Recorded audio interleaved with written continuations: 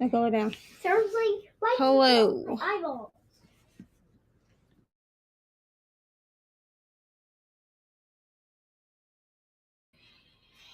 Whew, sorry, starting a couple minutes late here. I was doing dinner and bedtime. But here we are.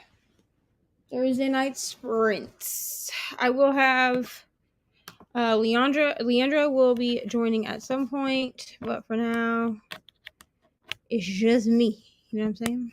So, let me know what y'all are reading. I'm going to be listening to After I Do. I have about 2 hours left, and I need to just finish it. I'm not enjoying it, if I'm going to be honest with you.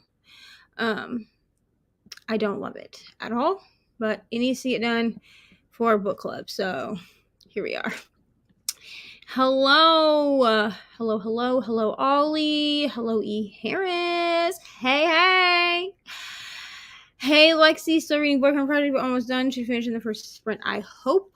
Yeah, I'm hoping to finish After I Do tonight. You know what I'm saying? Because I only have 2 hours left, so I think I can finish.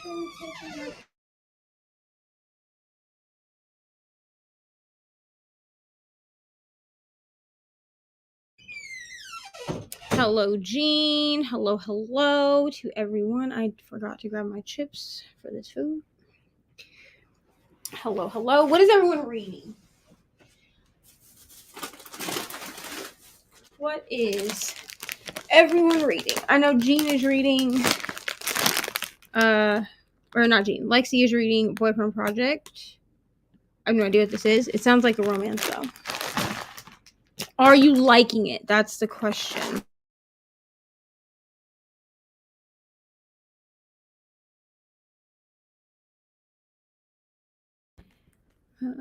Writing 2 emails to some parents, and I'm trying to finish The Deep by River Song and try to progress through the blood trials. Wonderful. Sorry to hear. Yeah, listen. I know this is like one of her earlier books, so I'm trying not to be like a complete a-hole about it, but I don't like the characters. Both of the characters are just kind of terrible people, and I think that that's my biggest issue, is that they're just not great people. You know, and I'm not rooting for anyone. And so because of that, it's hard for me to enjoy this book. Bouncing back and forth between Cloud and Newland and There Are No Saints. What a mix. What a mix. Oh, I forgot I had these on. So cool. Yeah, I think my biggest issue with this Taylor Jenkins read is that I don't care about the characters. I don't like them. I feel like they're just both kind of not great people, and I at least want to be rooting for someone. I just hello, welcome. How are you? What are you reading? All right, so like I said, I will Leandra will be joining me after she gets off of work around 8:30, so she may pop in during like the first sprint, like while we're sprinting. Other than that, I don't know. I don't think I have anyone else coming, because I know Brittany and Kelsey were both busy, and Reni, I don't think she's coming, but she might pop in. Who knows? You know what I'm saying? But yes, I'm hoping to get this Taylor Jenkins Reid book done, so I can say that it's a book that I read and move forward, because I have other books that I am listening to, but I want to get this done so it's done. 40% of Zodiac Academy for Shadow Princess. It is 726 pages, going fast, but it is long. Got distracted by Malibu Rising as well. I'm at 75% of it. Yeah, I think after I finish, after I do, I'm going to move on to Malibu Rising. No, I'm going to move on to Daisy Jones and the Six, I think. I don't have the audio for it, but I did read like the first chapter, and honestly, I kind of enjoy the writing. So I don't know. People are saying to wait until I have audio, but it's like weeks and weeks out. I would have to literally buy the audiobook, and I don't really want to. I might look on Chirp and see if I can find it on there for cheap, but Did you hear from today is a pizza day? Yes, we're not having pizza because we had pizza last night, but I am having chili cream cheese dip, which is like on par with pizza. You know what I'm saying? So there we go.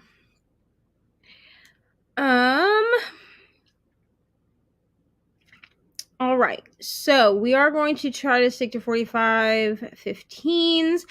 I need to eat, and then I do need to like clean at some point, which is a big reason why I am over here doing audio. But I do need to do some things, especially now that Ari is in bed. I can actually do things without worrying about what she's doing. You know what I mean? So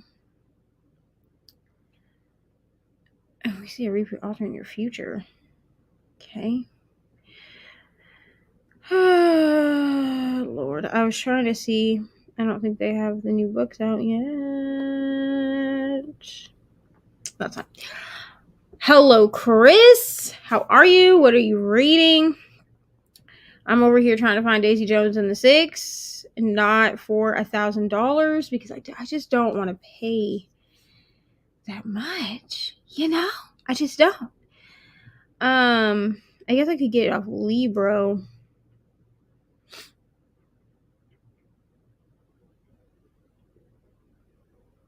Maybe. I don't know. Yeah.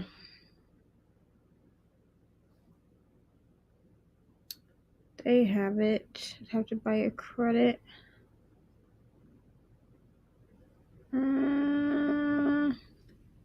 I just don't really want to buy it off of Audible.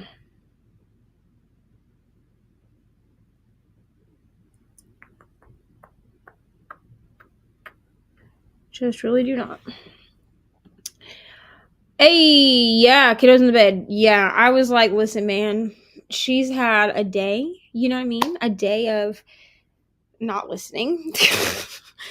So I was like, you're going to eat this food and then you're going to go to bed. Love you so much. Good night. You know, I was like, good night. Love you so much. But yeah, I'm just, the rest of the night is for me. How many teens books? I've read 0. I'm gonna be real honest. I've read none. Now, a big reason is because this lovely city. Let me just grab the teen books so that if anyone's wondering what they are, I can just hold them up. So I ended up having to buy all of the teen books because I owned none except mine. So I own Malibu Rising. I have for like a year, but I didn't own any of the other teen books at all. So I had to buy them. So this lovely city, I tried to get on Libby, but they only had the Libby version of it. So I had to read on my iPad. So Brittany, because she's the bestest bestie, one of them, she sent this to me from Amazon. So I am going to be reading this soon. I don't know how excited I am about it because this is historical fiction and I'm not really a historical fiction girly, but there's that one. Obviously, I already owned Malibu Rising. I've had it now for like a year, like since the beginning of my channel. Daisy Jones and the Six. This one I wanted to own anyway, just because I know it ties in to Malibu Rising and it's the 7 Husbands of Evelyn Hugo, but I needed to wait to actually order this because Libby and Hoopla, I have access on both apps and they are months long holds for both. So I just went ahead and just grabbed this before we get the movie tie-in because I like the original cover. And then I also grabbed We Sold Our Souls. Now, I do have the audio for this, but I am on, like, I love Grady Hendrix, to be honest. Like, I fell in love with him last year when I read a couple of his books.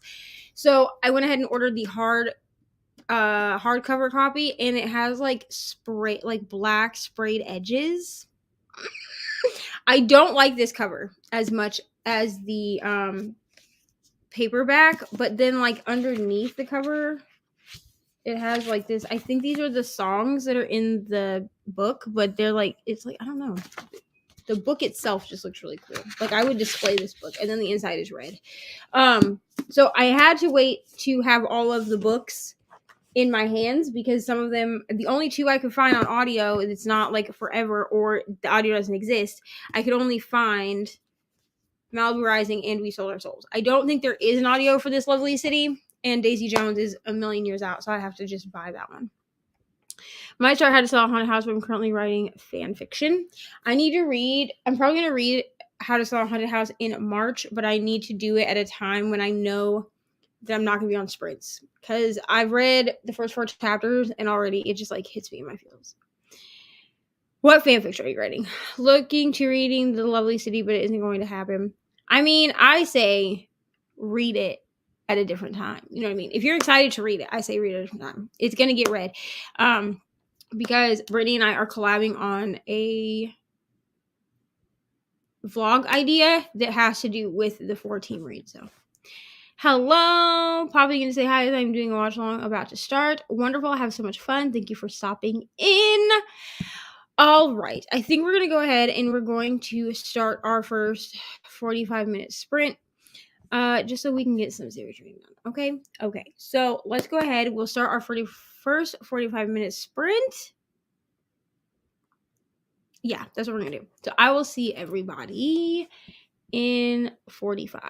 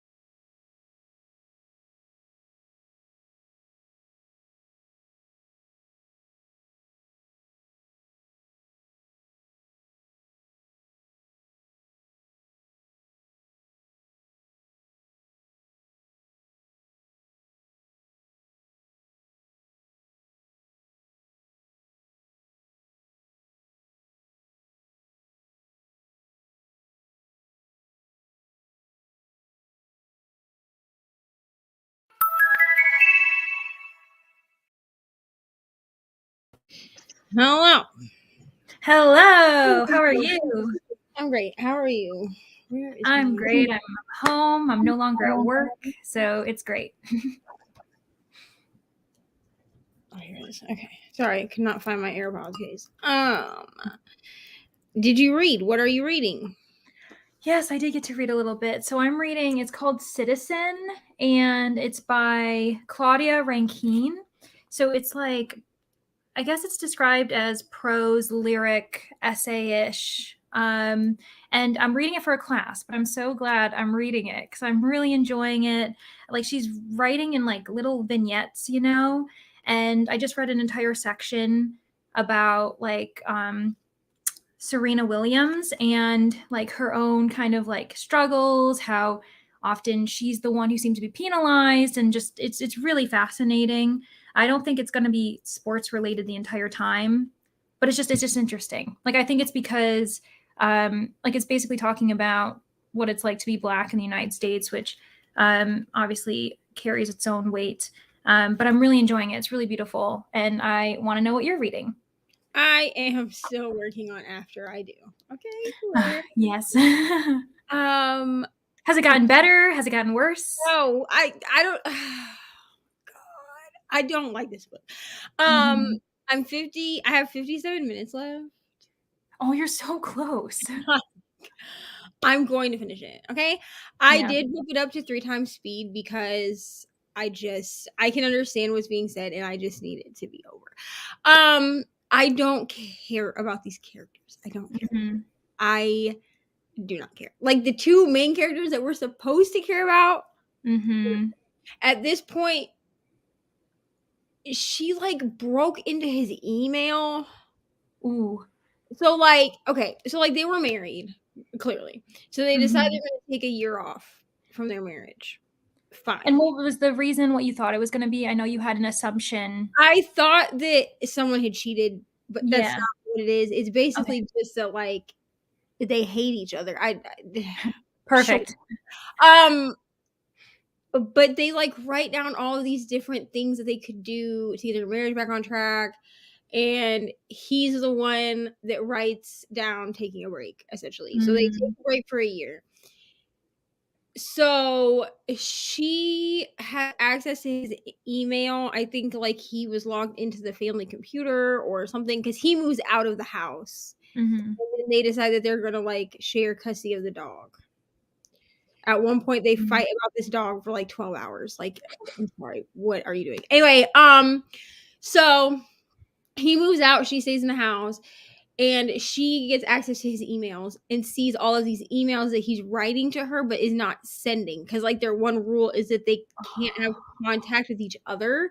So he's Mhm. writing emails and then just like saving them like to his Mhm. drafts, but she's going through and reading them. So she reads this email where essentially he says that like he's met someone or something like that. Mhm. She decides that she's also going to like sow her wild oats. I'm sure everyone saw my reaction because I had turned my camera on right as I was listening to it. I saw you reacted in a way, and I'm like, "What was There that is the reaction?" most awkward sex scene I've ever heard in my life. Like, because it's just like it goes from it's like Christmas. So she goes to her mom's house for Christmas, and then when she gets home, this guy named David, who she's like been talking to, whatever, I don't care enough to really care. But they've been like talking and she like is like, do you want to come over? But like essentially like they like that they're supposed to be having sex, but like did we have to write out Mm. what she was like? She just says like, oh god, oh god, oh god a whole bunch of times. And I was like, what is because there's like Yeah. no lead up to it. It's just I asked David if he wanted to come over and he was like, yeah, I'll come over. And then the next chapter starts with Mhm. her saying something about I think I was kneeling, but I'm not really sure. And then it's just a bunch of like, oh my gods over and over. And I'm like, what is See, happening? I Um was, like, wondering if it was supposed to be awkward, but now it's just like, "Oh, no, it just wasn't really great writing. Never it mind." was just crap writing. Like it Yeah. because I re-listened to it because I was like, well, maybe it's supposed to be weird. But then I was Mhm. like, no, because she says that he like thanks her after. Mhm. Cool, I guess. Yeah. I don't know what's happening. Okay. but I don't like this book. Honestly, I like the secondary characters more than I like the main characters. Like I like her family, like her sister and her grandma and stuff.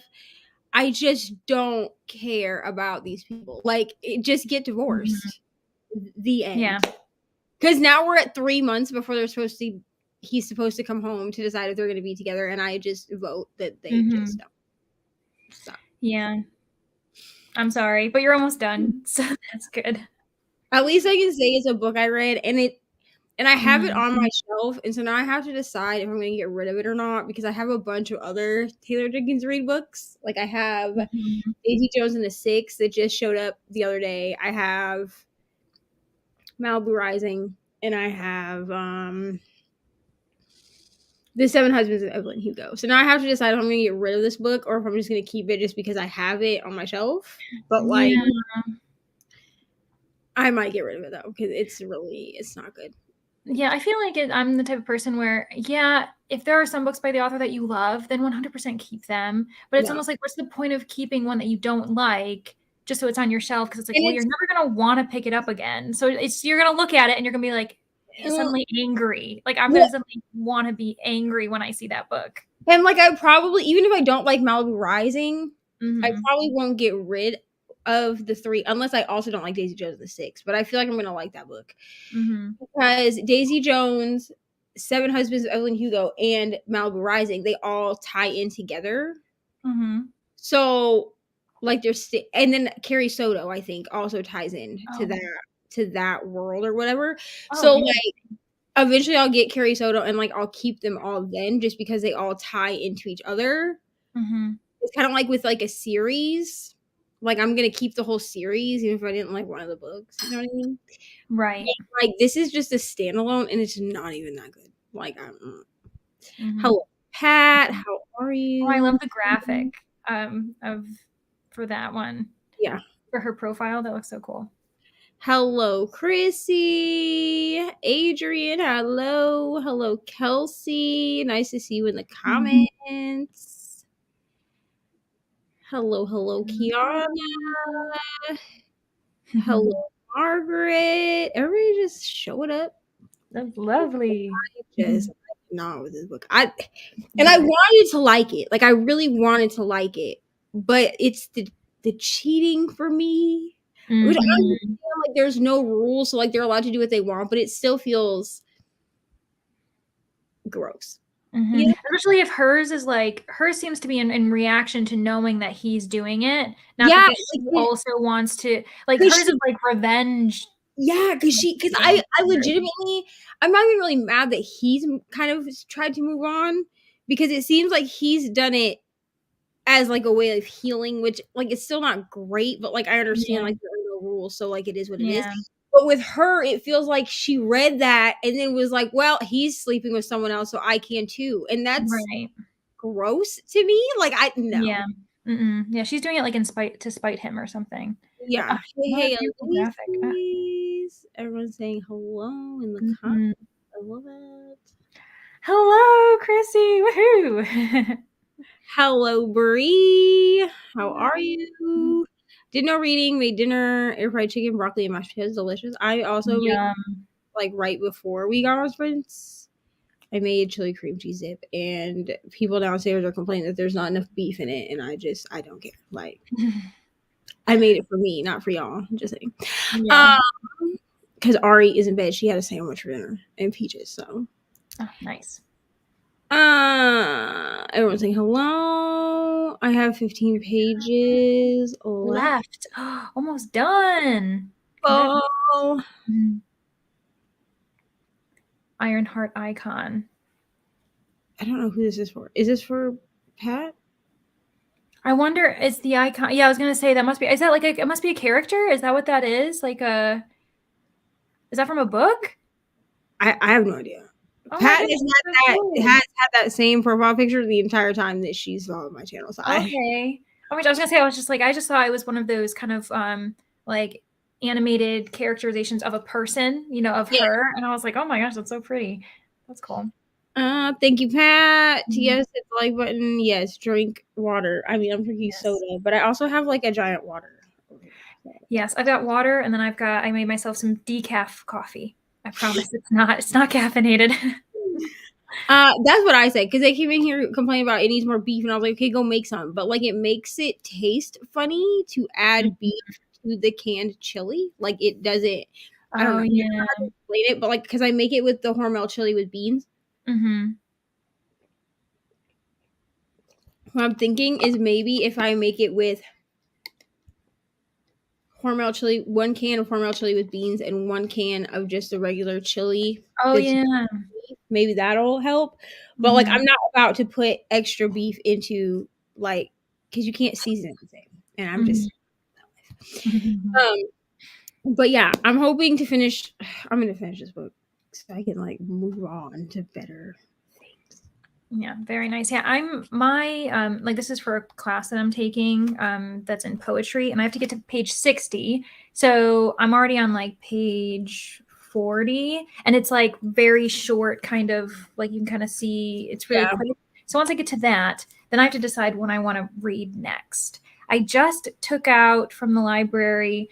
I've been influenced by everyone talking about it, but it's like the Lore Olympus. Oh, I want to read those so bad. Yeah, so I might have to, because I've been thinking about it lately. So even though I have other books I've been planning on reading, I might have to read this one. But we'll see. If I got to get to page 60 before I can think about anything else. I need to see if I can get Lore Olympus from my library, just because the books are relatively expensive. Yeah, well, it's heavy. Like, this is, I can tell it's like a thick like thing. It's heavy. Unless I read it and I like it, I don't want to buy it. Yeah, no. I honestly, it's such a weird thing. I get such a high when I get a book from the library and I don't like it, and I'm like, I just saved myself like $25. Right. Like I really enjoy not liking a library book because I feel so good about it. I just DNF'd My Killer Vacation. I tried to pick it back up because last year I DNF'd it because the audio was not good. It was, oh my God, it was terrible. So I was like, you know what? I'll try it again, like as an ebook, and just see. And I ended up DNFing it last night or early this morning, something, I don't know. Days and nights run together. And I text the group chat that is like me, Kelsey, Reni, and Brittany, and I was like, I DNF this book because like the amount of times he calls this chick half pint. Yeah. And like she's like 28. He's supposed to be like, I think like 32 or 35. And I'm like, I just no.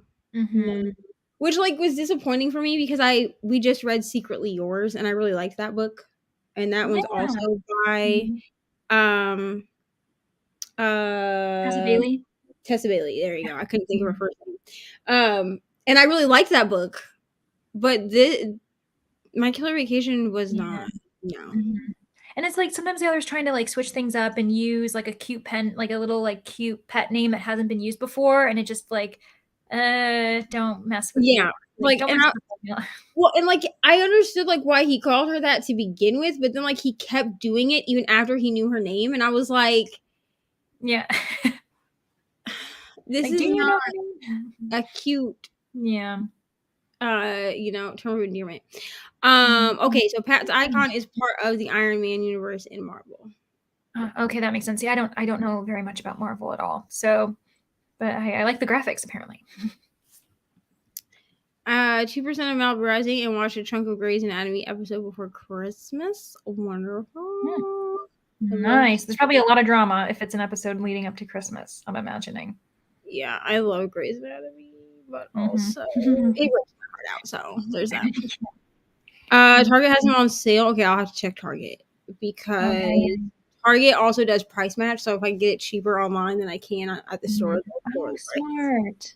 Yeah, that's really nice. And sometimes you can even like find, I guess it depends, like Pango Books I found can have like new, and it's usually like a little bit cheaper too. And that's worth it. But I do think it's smart to just like read it from the library, and then you're supporting your local library, and then you can go buy it, and then everybody wins. Yeah. Just tried setting up an Galley account and didn't like the fact they want to have access to your social media. I mean, it doesn't really bother me. They mostly want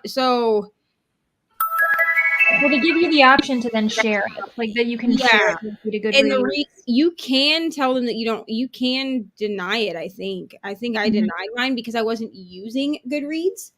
But what they want is they want access to your Goodreads so that you can, when you write your thing, you can hit it to share automatically to Goodreads. But also they are a review platform, and most review platforms want either access to your Amazon account, like your Amazon reviews, or they want access to your Goodreads. I'd rather give you access to my Goodreads, to be honest. But because they want to also make sure that you are writing reviews where you claim to be writing reviews. Yeah. Like they have access to my Instagram, but I also put in my description thing that I don't tend to write reviews anywhere except on NetGalley itself. I think I do have it connected to my Goodreads for this year just because it's easier, and then at least I can say there's a review there. But I decided I'm not a TBR person. 3 left. I'm not in the mood to read because I like one book, but I feel bad not feeling the group read book. I mean, I have all 4 of the group reads right here. We were talking about them earlier. And I'm going to read them because they're part of a vlog that I'm doing with Brittany.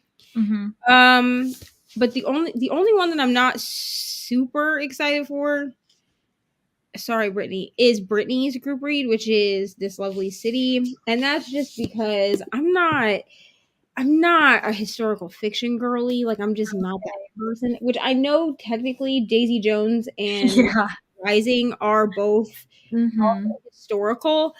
I think I'll like Daisy Jones though because it's centered around music and also it always depends on time period. I think you can be not a historical fiction person, but if it's set at during a certain time or kind of recent history, like I don't really know if I count that as serious historical fiction. So this one is set in the 60s. Daisy Jones in the 60s. It's set in the 60s, rock and roll of the 60s. So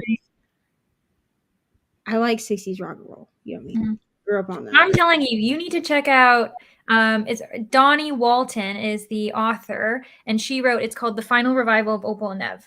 You got to check that out. If you end up liking Daisy and the Six, then I think you'll like that book because that's the same concept and it's super cool. And so I think I'll like it just because, we be out here singing and stuff.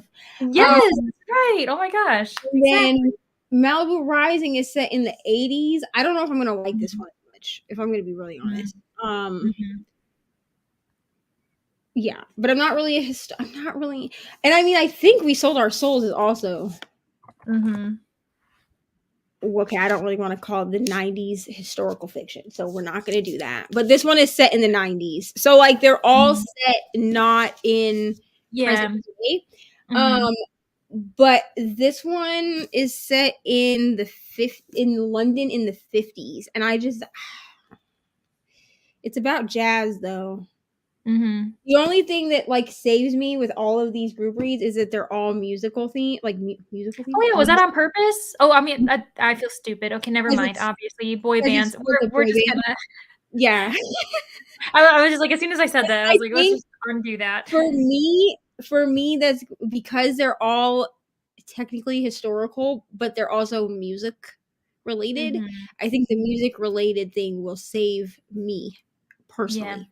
I'm just not a historical fiction person. Like I tried last year to read a couple that were centered around World War II, and I just did not. Like I was like, also World War II is such an oversaturated. I mean, not that it can be really good, but I just for some reason that doesn't gravitate towards me because there's so many books that tend to go in that time period. And I think that I felt like the ones that I was trying to read, because they were like historical romance, they they almost watered down how terrible World War II. Yeah, they focus a little bit too much on the romance, but it's other more important things are happening. Like I get it, but I would rather read something like The Diary of Anne Frank, which is like heartbreaking, but like at least it's like a but true also something account. that's actually like very rooted in true, like nonfiction or something that's based on like the true Right. life Like of I would someone. rather, read something that's more to what it is. I mean, NetGalley might. I'm not going to give it to them, but they might.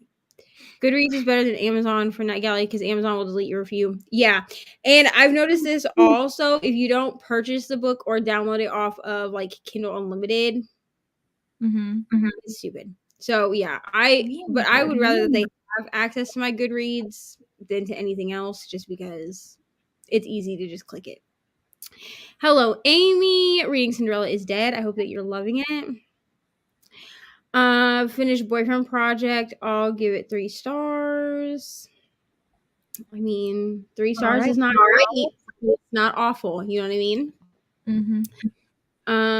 Opal and Nev gave me Daisy Jones vibes. Down here, she said vibes. Yeah. Yes, that's what I thought. If I like Daisy Jones, I'll check this one out.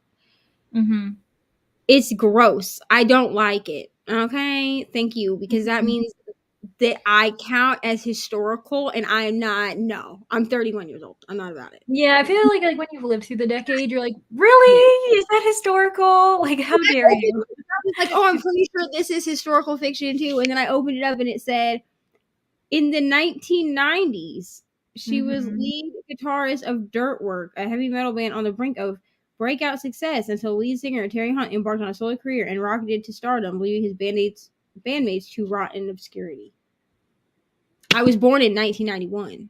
So it's not disgusting. I don't want to call this historical fiction at all. Like, it would even kind of weird me out to count like the 80s or 70s as historical fiction. Yeah, well, because it also like I read this one book where they were saying like, oh, and then they liked like the character likes to wear vintage clothes from the 90s. I'm like, vintage clothes from the 90s? I was like, are you kidding me right now? These TikToks that go up with these girls that like don't know what skirts are, and they're like, look at this skirt that has shorts under it. I'm like, really? Like, listen, y'all, are I'm y'all wearing those at like 4 or 5 years old. Like, right, are you gonna rediscover overalls next? Yeah. Like, I'm confused. That's so silly. I hate it. I hate it. The NSYNC one. That is oh yeah, one that's I'm the sure. one, right? Yeah, that's this one. Yeah. Which I'm gonna read it. Especially because Brittany like sent it to me for my Amazon wish list. Like, she was like, put it on your wish list, so I don't have to read it on my iPad because Libby doesn't have a send to Kindle option for this book. So if the audiobook's available, you can always like try to listen to it then and like pushes so you through I don't think they have doesn't one. exist. I don't think there is an audiobook for this book because I was like looking and I was like, okay, well, maybe it's on Audible because it seems like if you can't find an audiobook anywhere, it's on Audible, and it's not even on there. I don't think. I'll double check. What the heck? I remember not having access to an audio at all. Yeah, there's no audio. How old is that book? When did it come out? 2000, I think. 2000, no, 2020. I think. Yeah, I was like, whoa. I was like, okay, I don't know. Yeah, 2020. It came out in 2020. Oh, okay. So I guess it's not like it's too new to suggest that they wouldn't have created an audiobook yet. Because I don't know. Maybe this is like a. I suppose it's possible that this was like a self-pub at some point. Maybe. It says Anansi right here, like it has like a thing on it, but I mean, a lot of times if it's self-pub or an independent author, when it's first published, there won't be an audio just because it's expensive to do audio. Yeah, I also consider at least 50 years to be historical. Like, that makes sense. Not in love with historical books, but I'd rather read historical than music. Don't know what it is, but I'm not into it. I mean, maybe because like I grew up being like theater kid, choir kid. Like, I was that nerd, you know what I'm saying? It really does not bother me to like read books that are written like in play form or like I like books that have to do with music most of the time. but I feel like it's just like that side of my nerdum, Mm-hmm. you know.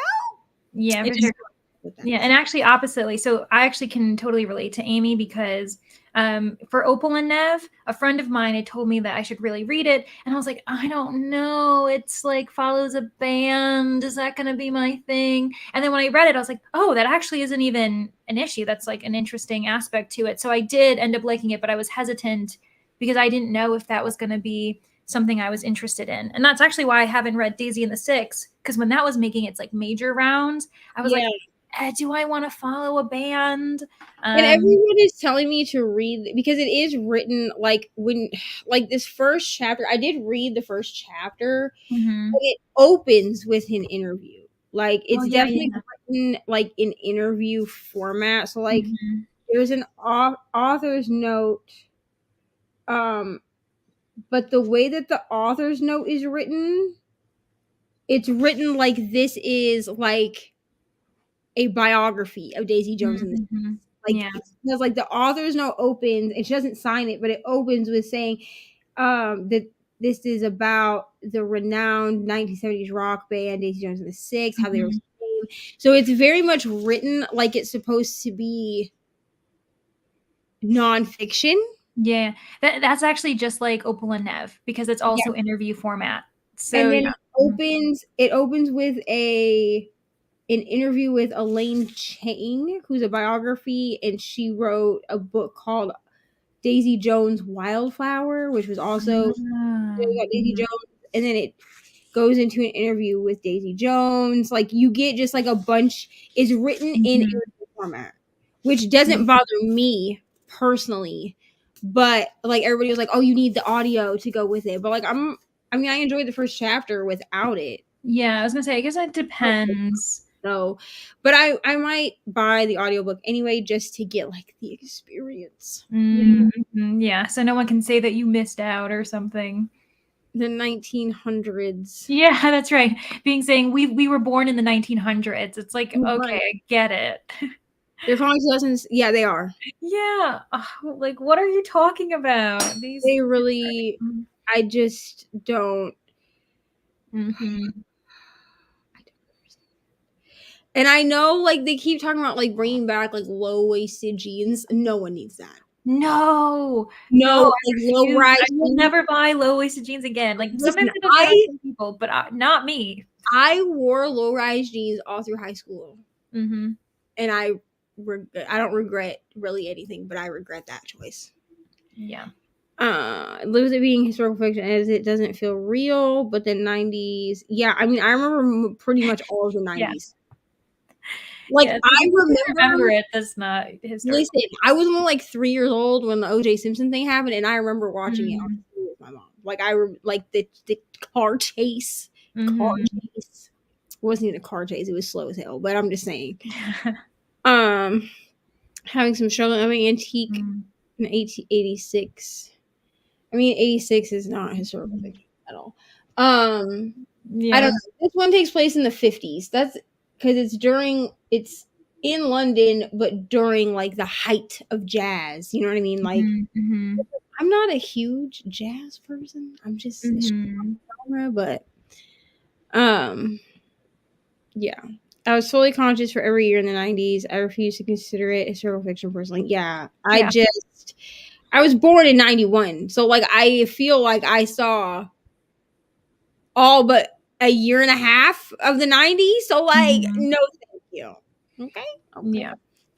Yeah, they don't have the audiobook at all. I once saw a Zoomer saying I think she was Boomer. Their mother was born in 86 on TikTok, and I okay. So this is like a Z as a Generation Z. Generation right? Yeah, Gen Z. Yeah. Mom was born in 86 on TikTok, and I about died. I mean, my mom was born in 75. May she rest in peace. She was born in 75, but my mom was also 16 when I was born. So, yeah.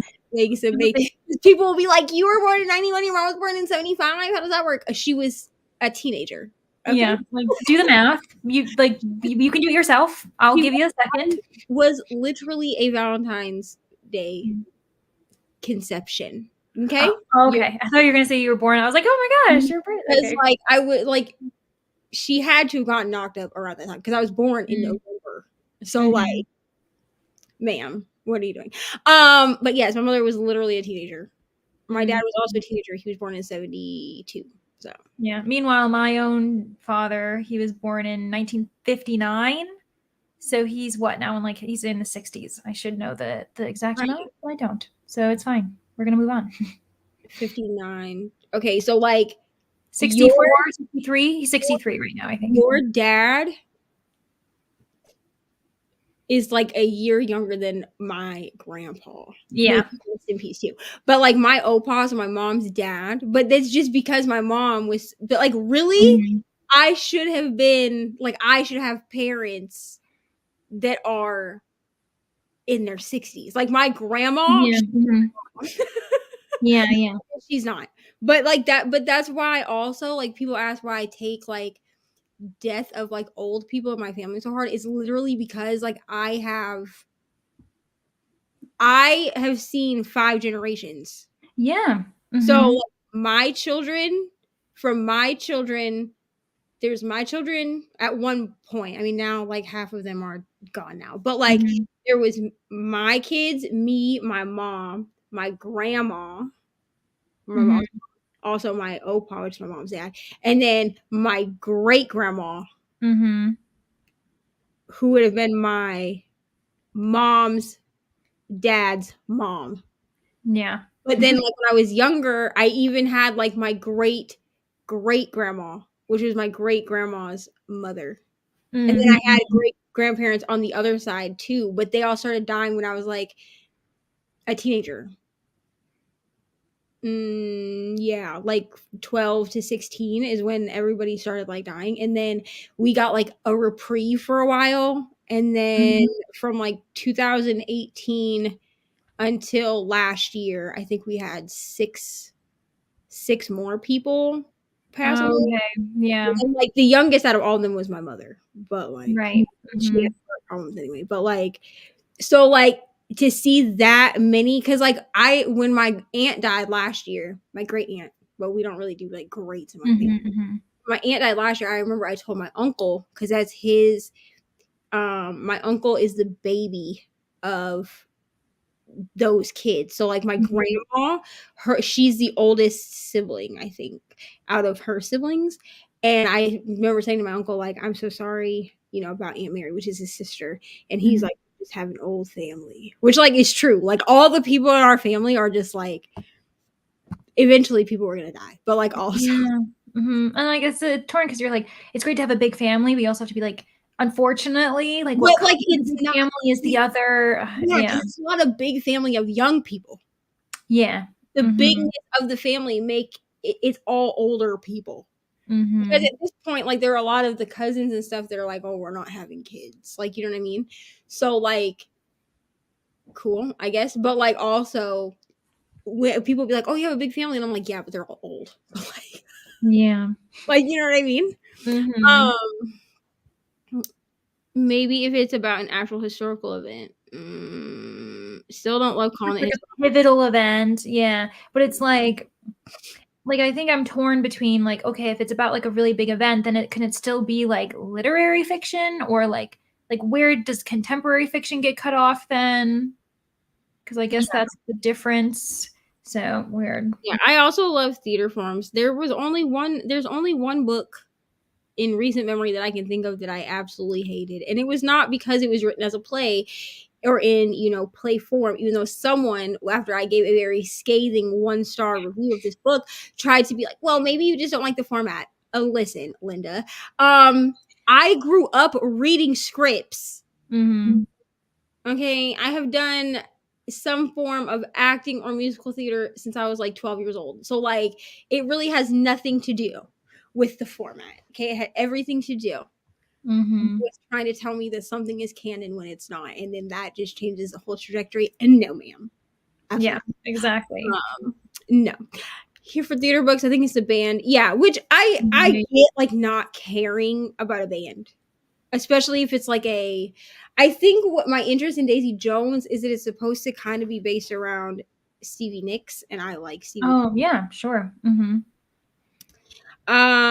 Yeah, except that they've learned nothing because they're bringing other things back. Like they've brought back the. Yeah. Remember when the guys were wearing the double pop collars? They were wearing 2 polo shirts and Yeah. pop collars. They brought that crap back. I just saw it on Instagram Mm-hmm. a while ago. And you know what we're not going to bring back are the two-tone camis. You know, Or like the thin eyebrows, like the super thin eyebrows. It's like, can we just calm down for a second? Like that thing can be permanent if you wax your eyebrows a little too many I had times. so many friends that did this, and one of my friends, hers are like forever thin because she did it. Yeah. I never did that. Now I did do the thing where like you would make your hair curly in the back because I have like really curly hair anyway in my hair crap right now. But like I would make my hair like really curly and then take my bangs and straighten them like within an inch of their life. I did that. I also did the double camis, which is probably why like I have a large chest anyway, but I've always been like, why did my chest look so much larger when I was younger? It's because I was literally wearing 2 camis.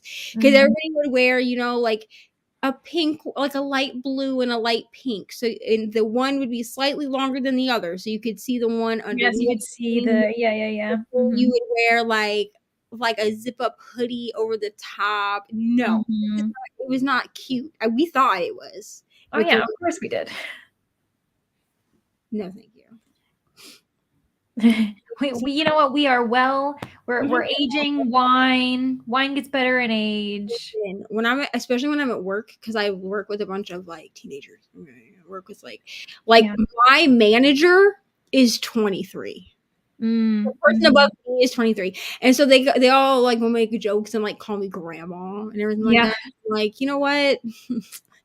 My knees might pop when I have to like squat down to pick something up off the floor. But you know what? This grandma still got it, so it's okay. Y'all, it's fine. Yeah, low-rise jeans. They were barely in before I had kids and had like a mom pooch. You know what I'm saying? Like that extra. Like I can't imagine wearing them now. No, oh my gosh, I'd be hanging out everywhere. Even my short shorts that I wear like in the summer are high-waisted.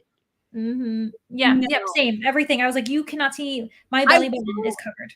That's where my comfort is. Yeah, I will sometimes do a mid-rise because that usually mid-rise will hit me right at the belly button because I do have a belly button piercing, and so sometimes a true high-rise will like rub against it. So I will sometimes do a mid-rise, especially if I'm trying to wear like a crop top or something. But like a low-rise, that's not happening. Yeah, no. Yeah, it does not have an audiobook, which is sad. Tough. Not a jazz person. I want to read a book. I want to enjoy. I mean, I say if the only reason you're reading it is to try to get 50 points, if you go read a different group book, that's just fine. I mean, we have 4, so like, I personally, I don't know if I'm gonna love This Lovely City, but I'm gonna try it. Yeah, and it's supposed to be fun, so like, do your best, but yeah, don't force it to the point where if you're hating it, then that's not the point of it. Yeah, my mother also had me very early, okay? I have to remind people of this because, like, okay, so even though technically I had Ari when I was 26, right? So with her class, for the most part, like her people at school, for the most part, I'm fall into some of the youngest moms, but there are a couple of moms that are younger than me. A lot of them are in like their 40s, but there are a few that are younger than me. The problem where I have issues is like I have 3 boys that were adopted. Like I gave birth to them, but they're adopted by another family. Okay, we have an open adoption. So when people ask me about how many kids I have, I don't. Somebody's cooking something downstairs. Sorry, I don't lie about it. But my oldest is 11. So I was 19 when I got pregnant, but 20 when he was born. So that still puts me at like the young. Like when we've done events at his school and stuff, like. Right.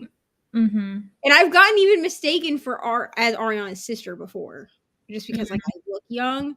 But when I have to go do things at her school, it doesn't make me feel weird. But that's probably because I was 26 when she was born. Yeah. But like I distinctly remember my mom being like the youngest mom at every event. So, Mm-hmm. and a Yeah. lot of people would think that my opa, so my grandpa, was my dad, and that my mom was my sister. And I'm like, no, Mm-hmm. Like, nope, is my mom. that's not it. Mm-hmm. Parents were born in 48 and 49. Mm-hmm. Yeah. Yeah. Mine is just like really gap because my current living grandmother, she's 96, but they adopted. And so they like were older parents. And then my parents were weirdly like, they got married at like 21 or 22 or something like that. But then they proceeded to wait 6 years before they had my older brother, which I was like, that is like not unheard of, especially like at their time. Right. So I think that's just why we have like older gaps, but that's also why like my family is like very sparse across the generations because like everybody's just waiting for some reason. I don't know what was going on in that family. My parents were the opposite. So my dad was 19 when I was born. My mom was 16. Mm-hmm. And I'm the only child that they had together. Okay. They each have 5 other children. Mm-hmm. So, and the gaps are not that big. I'm just gonna say, like, the biggest gap is between me and my youngest brother on my dad's side. I was 17 when I got the phone call that my stepmom was pregnant. Oh my So goodness. I think I had just turned 17 when he was born. Let me do some math here. How old am I? Yeah, I would have just turned 17 because I am almost 16 years older, or I am 16 years old. No, I am 16 years older than the youngest child on my mom's side because he's 14. And I remember because we were from a small town, so people would see me like with him around town, and like there were teachers that thought that I had a child out of wedlock, and then we just didn't tell anybody. And I was like, this is not my kid. Like, this is my. Also, mind your own business. Why Right. people? I remember telling my health teacher, I was like, I'm 16 years old and I'm still a virgin. So like, what are you talking about? Mm-hmm. Be quiet. Yeah. Like, all right, you really want to talk about this? Okay, let's talk about my. Like, are you sure you need help at home? And I was like, I don't have children. Yeah, like it's literally impossible, unless I'm Jane the Virgin, which that wasn't even a show back then. Yeah, no, I am the modern day Mary. Right? Where? Like, mom and dad had me late. Was born in 1939. Gotcha. Yeah. Mm-hmm. In their 80s. Yeah. Which I mean, I know people that have like, because Sam and I, it's like change of life. Is that what they call it when someone has them like quite later in life? It's like a change of life baby. Yeah. So like me and Mr. Reading with Evo, which is my partner, he comes in here sometimes. We've talked about it before, like because his parents are the same age or around the same age as my opa and my grandma Nancy, which are my mom's parents. And I was like, yeah, like if I was born when I should have been born, we would have parents that were the same age. We'd be within, he and I would be within the same generation. But we're 13 years apart in age. Which because he'll say things and he'll be like, oh, you probably don't know this reference. And I was like, actually I do, because like I literally have grandparents that also helped raise me. Yeah. Thank you so much for that. A smaller Canadian publisher, they don't regularly do an audiobook for their books. There you go. Oh, okay. Thank you for doing the hard investigations. Well, Jean is also from Canada. That's what I thought. Yeah. Jennifer Beals is awesome as Daisy. Oh, okay. This is for the show, I think, that comes out. Would have been in 75 or so. Yeah. How were they picked? Reni said, I want books that are around music. And then I think the only person that actually like went and did any kind of hard work to find their book was Brittany, because she picked this lovely city. If I remember correctly, the other 3 books Reni had already had on her radar and was basically like, who hasn't read these? And then you can choose this book because you haven't read it yet. Yeah.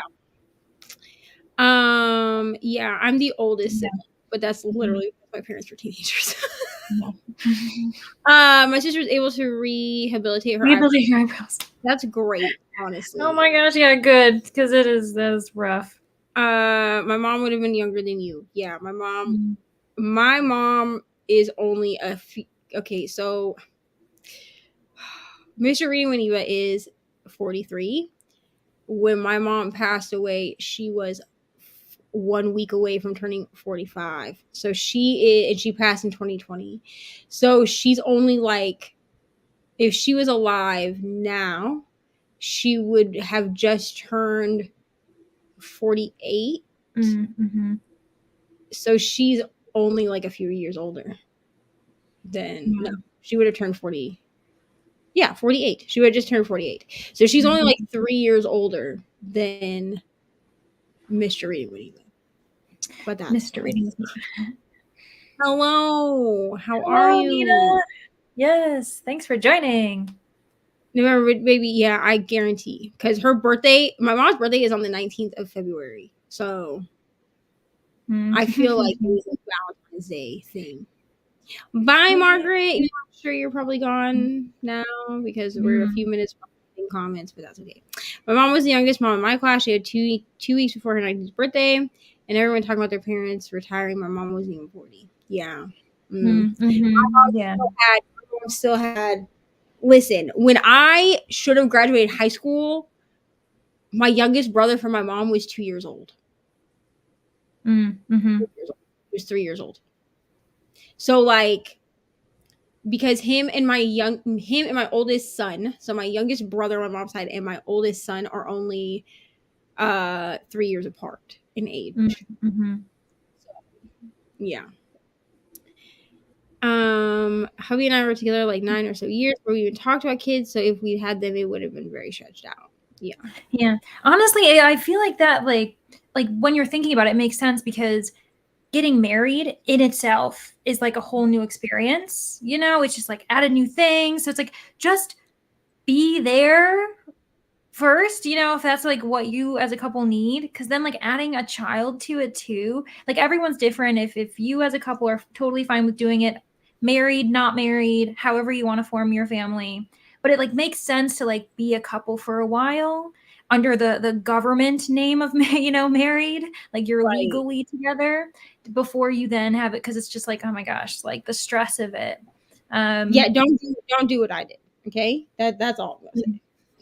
No. Yeah, like it all depends. Everyone's different, but I know for myself, it like makes sense to be like, I can barely take care of myself right now. Right. 15.5 years between me and my youngest brother, and everyone always thinks he's fine. He's 8 right now. I just bring him everywhere with me since our mom works sites. Yeah, I mean, I babysat my youngest brother. So I grew up with the siblings on my mom's side. I did not really know the siblings on my dad's side until I was 18. So when I talk about siblings that I grew up with, they're my mom's kids. I was babysitting all of my mom's kids up until I was about 23, which that's when I moved to Florida from Iowa. And then the only reason that it stopped is because I no longer lived in Iowa. But like, I would take them to practices. They would come to my house and like spend the night, like all of the things. Apparently change of life is menopause, not having children later. Okay. I know nothing of menopause. What is that called then? Whatever. There's a term, so I must be missing the wrong term. My mom had my brother when she was 24, and I was just surprised she was 37 when she found out. Yeah. I mean, so like me and my sister, like the sister directly under me on my mom's side, we're 5 years apart. So there's me and then my sister. So that's a 5-year gap. And then me and my brother under my sister is an 8-year gap. And then 18 months to the day later, my mom had my second brother. So there's about a 9.5 year gap there, a 13-year gap between me and my youngest sister, and then 17 years between me and my youngest brother. Mm-hmm. On my mom's side. Yeah. My husband is born, but my mom didn't have my youngest brother. My mom had my youngest brother when she was 34. So it was like at a good age that you see? So like she had me at 16, she had my sister at 21. Mm-hmm. So like most of us were born when she was in her 20s or younger than that. You see? So like a bulk of her kids were born when she was in her 20s, and then she had my brother when she was 34. So right. Husband was born the same year as your brother. Yeah. Age gap then. Yeah. Well, and so Mr. Reni Waniva was born the same year as my uncle. Oh, My mom's brother. Crazy to think about it. Like when you start talking putting years, you're like, let's just not think about the years. He doesn't like to, because we'll bring things up that we've both been through, like 9/11 or something. I was in 4th grade in 9/11. He was in like high school. So he'll be like, so I'll be like, yeah, 9/11, and then I'll be talking about it, and I'll be like, well, we're not gonna, and I'll be like, yeah, I was in, and I'll be like, we're not gonna talk about what grade I was in, and then we just move on. Yeah, like let's blur out those facts. The reason my mom was pregnant with me until she came home from her work baby shower with presents. Then I was born on my sister's 12th birthday. She swears she was supposed to go to Magic Mountain, but I was born. There was no way my very pregnant mom was going to an amusement park in August. Oh my gosh! But that's so cool. So you were born on your sister's 12th birthday. What are the chances? Right. Yeah. My sister was born on my great grandma's birthday. Like that. They were both born on the 23rd of December. Yeah. Oh my gosh. Almost a Christmas baby. Yeah. I was 15 and watching the baby grow after my mom's maternity leave ended, since his dad is a cross-country truck driver. Got it. Yeah. I raised it's like Mr. Reni when he even makes jokes to me about how like they're my siblings are my kids. And when they make me mad, I'm like, I raised y'all better than this. Like I know I did. Like I know I raised y'all better than this. My sister and I are Irish twins. So my middle. So you have Irish twins technically. Yeah. My second born and my third born are 11 months and 11 days apart. Yeah, that's cool. That's Don't ask me how I did that, okay? Because before that, my mom was the joke of like, how did you have kids 18 months apart today? And then I had kids 11 months, 11 days apart, and they were like, how did you do this? And I was like, oh, wait a second. People at work want to know why I don't want kids. Y'all, I've been changing diapers since I was 5. Yeah. Yeah, it's true. It's like, well, you kind of have already raised them. Like, I could totally see that feelings. Honestly, I'm surprised with myself that I chose to have kids. Or I should say more kids than just one. Just because, and I say chose because I was stupid when I was young and I did not do protection. Okay, we're just gonna be honest. So like, I'm not even gonna say like they were oopsie babies or nothing like that, because it was just me making stupid choices. But with the amount of kids that I raised, I'm surprised that I had kids. Yeah, I mean, I'm the youngest in my family, and I've been pretty adamant about wanting to be child-free in my adulthood. So yeah, I don't know, no rhyme or reason. It's our choices. We're all different. So yeah, I mean, Ari keeps asking if she's gonna get like a little baby, and I was like, the closest thing you're gonna get to a baby is baby Avery, which is my sister's baby. It's her cousin, and I was like, you can go visit baby Avery. That's close you're getting, because ain't nobody in this house having any more babies. Sorry for you. No ma'am. No ma'am. Hubby and I met February 2020 or 2012. In November 2012, I was pregnant, and then when oldest was born, we were like, we should try for another, so they will be close. In November 2013, found out pregnant with the youngest. Yeah, which I mean, technically, Ariana was a planned baby. Should I have had her with the person I had her with? Absolutely not. Like if I had known what that was going to turn into, no. But she was technically she was planned. It wasn't like I accidentally got pregnant or nothing like that. Like, it was something that we talked about, and I was like, sure, we could do that. And then I found out that he's trash, but that's okay. Yeah, and you're like, but now you got Ari, so yeah. I know, right? It's fine. Mm-hmm. Jennifer Beals, Daisy on the audiobook. Got you. Oh, okay. Every year we tell each other happy birthday. My dad and his brother also shared a birthday.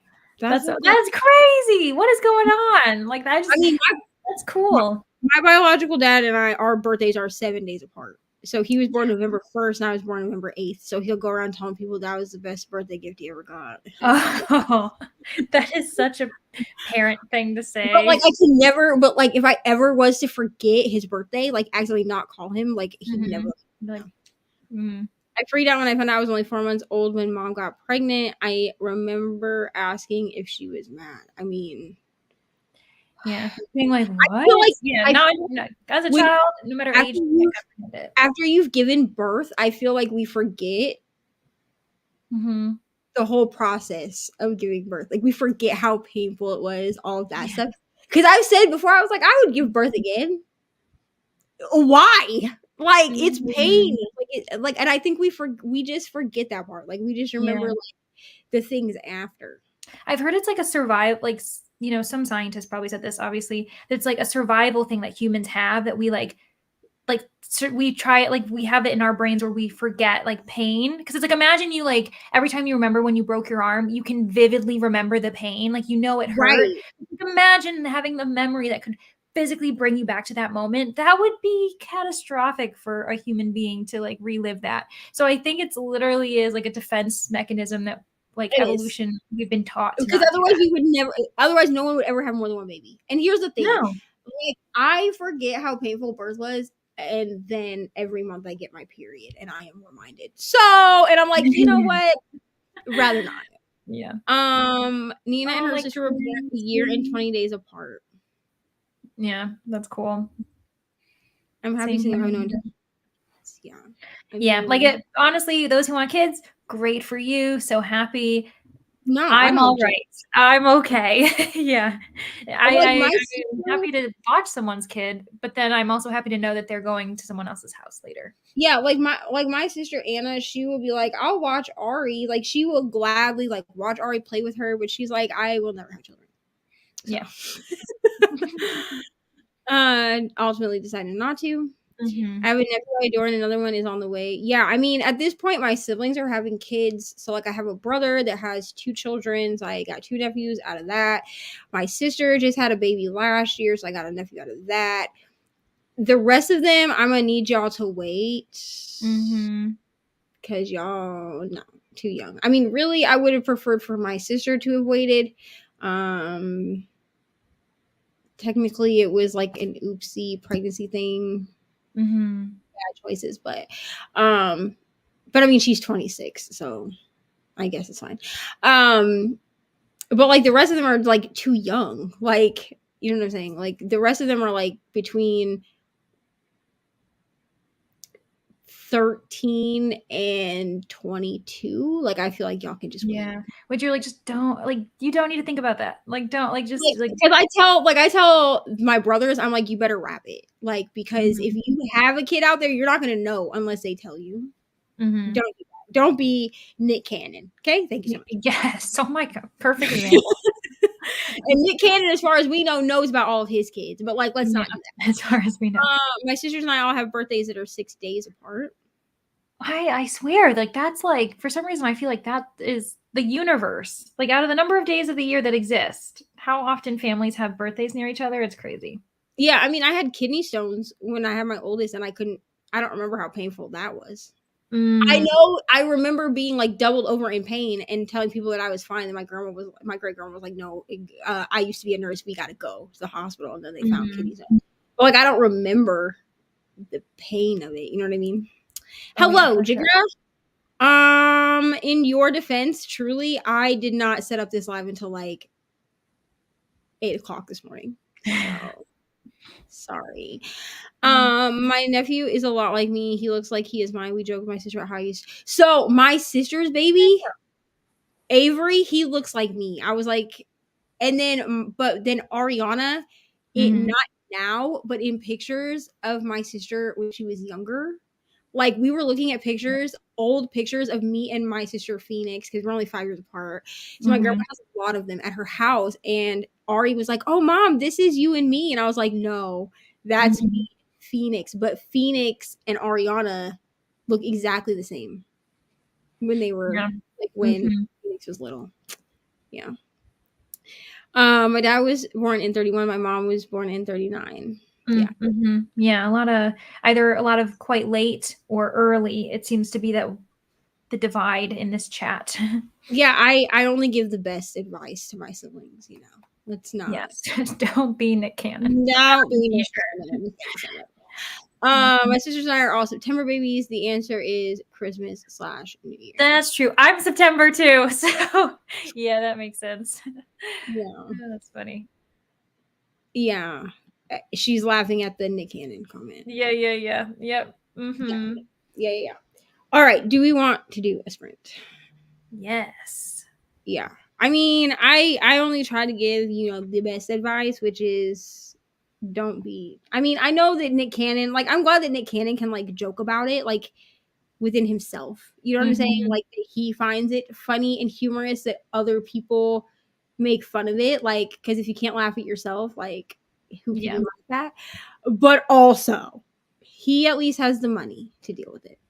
I have one son and 2 grown godchildren. I'm all set until I have grandkids. Turned 2 people down that have asked me to be a godmother. No, I don't have the responsibility. Yeah, I am the godmother to only one person's children, and she's also the godmother to Ari, and that's my best friend in high school. So, yeah. Makes sense if it's like reciprocated, but if some people, I'm like, listen, like, no, like if I'm not having you take care of my kids at any time, I'm not taking care of yours. Yeah, and like her kids call me auntie, and Ari calls her auntie. So like it's fine. My niece and nephews are having kids. Yeah. Oh yeah. And I mean, I have like younger cousins that are having kids too. But I guess I don't. The specific cousin, like I'm closer to his mom, even though technically he would be the cousin that I should be.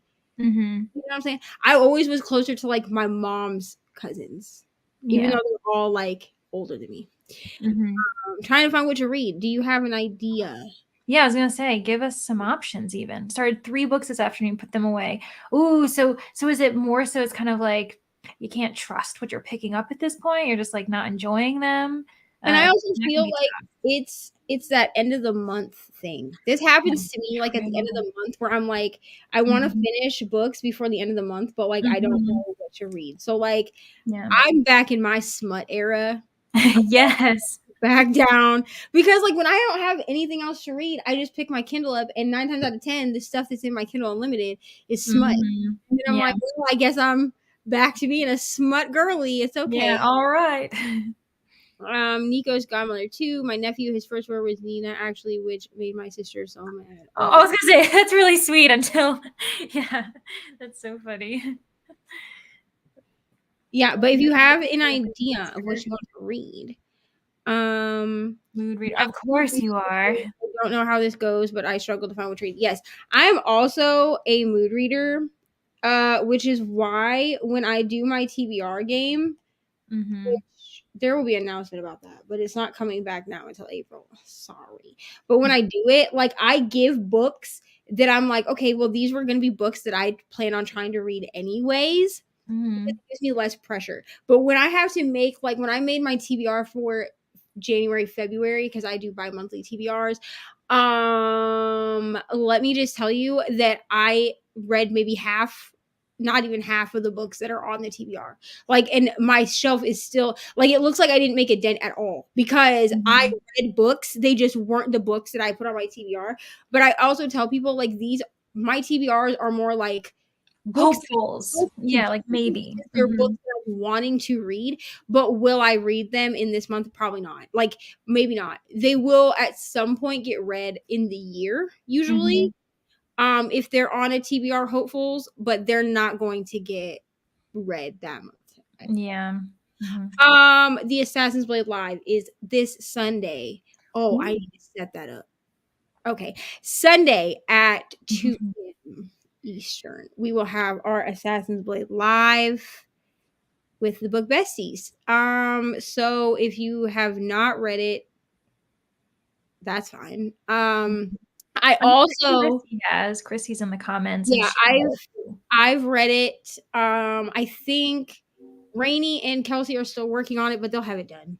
Mhm. Brittany read it, and I know her rating, but I'm not going to tell you what it is. And then Mr. Reading Whenever actually read it also, but I'm pretty sure that he has to work on Sunday, so I don't think he's going to be able to make the live show. But it's okay because he's given me his rating and the things that he liked and did not like, so I'll be able to share those You things. will be his voice. Because I was like, I don't think you're off, and he's like, I don't think I am, and I'm like, okay, so I need to know your rating and Mhm. things that you like about this book. And he is going to be continuing the series with us, so that's fun. Mhm. Exactly. It's a suggestion pile. Like it is like my TBR shelf is just like books that at some point I will get to. Like Mhm. most of them that are on there are part of like some kind of like self-destruct list or my 23 and 2023 books, which are also technically self-destruct books because if I don't read them, then they have to go. So Ooh, okay. That yeah. So yeah. my 23 and 2023, there's a bunch of them on that list that I've had on my shelf for a year or longer. And I made a deal with myself at the end of 2022 that if they've just been sitting on my shelf and I'm not picking them up, that they need to go on to either the 23 books in 2023 list Mhm. or the self-destruct list, which are technically two different lists, but there are books that are on both. And Mhm. if I do not read the books that are on my self-destruct list by the end of 2023, then Mhm. unless I have like a real good reason to carry them into a self-destruct list for 2024, they have to be unhauled and I off mean, my. that's one way to raise the stakes, one way to motivate yourself. And I also have not really been letting myself buy books. So the books that I've bought this year, unless they're pre-orders, like the Grady Hendrix book was a pre-order. I have a few other ones that are coming. Mhm. They have to be for something, a book club Mhm. or a read along. They can't just Mhm. be like, oh, this is a pretty cover, and then I Yeah, buy I'm just it. gonna buy it. Yeah. Yeah. Or they can be books like the Witsec series. I plan on buying those physically, but I read Mhm. them all on Kindle Unlimited Mhm. Yeah. first. Well, yeah, there's like a difference where like we said earlier, you can always like get it from the library. If you love it, then buy it. Like that's usually what I do, or like through Libby or Hoopla. It all depends. Like because my name's Leandra the TBR0, I am like really conscious of buying books. I'm trying not to. So I really like most of the books I've bought thus far this year have been books that were ones I already read, loved them, and then got myself a physical copy.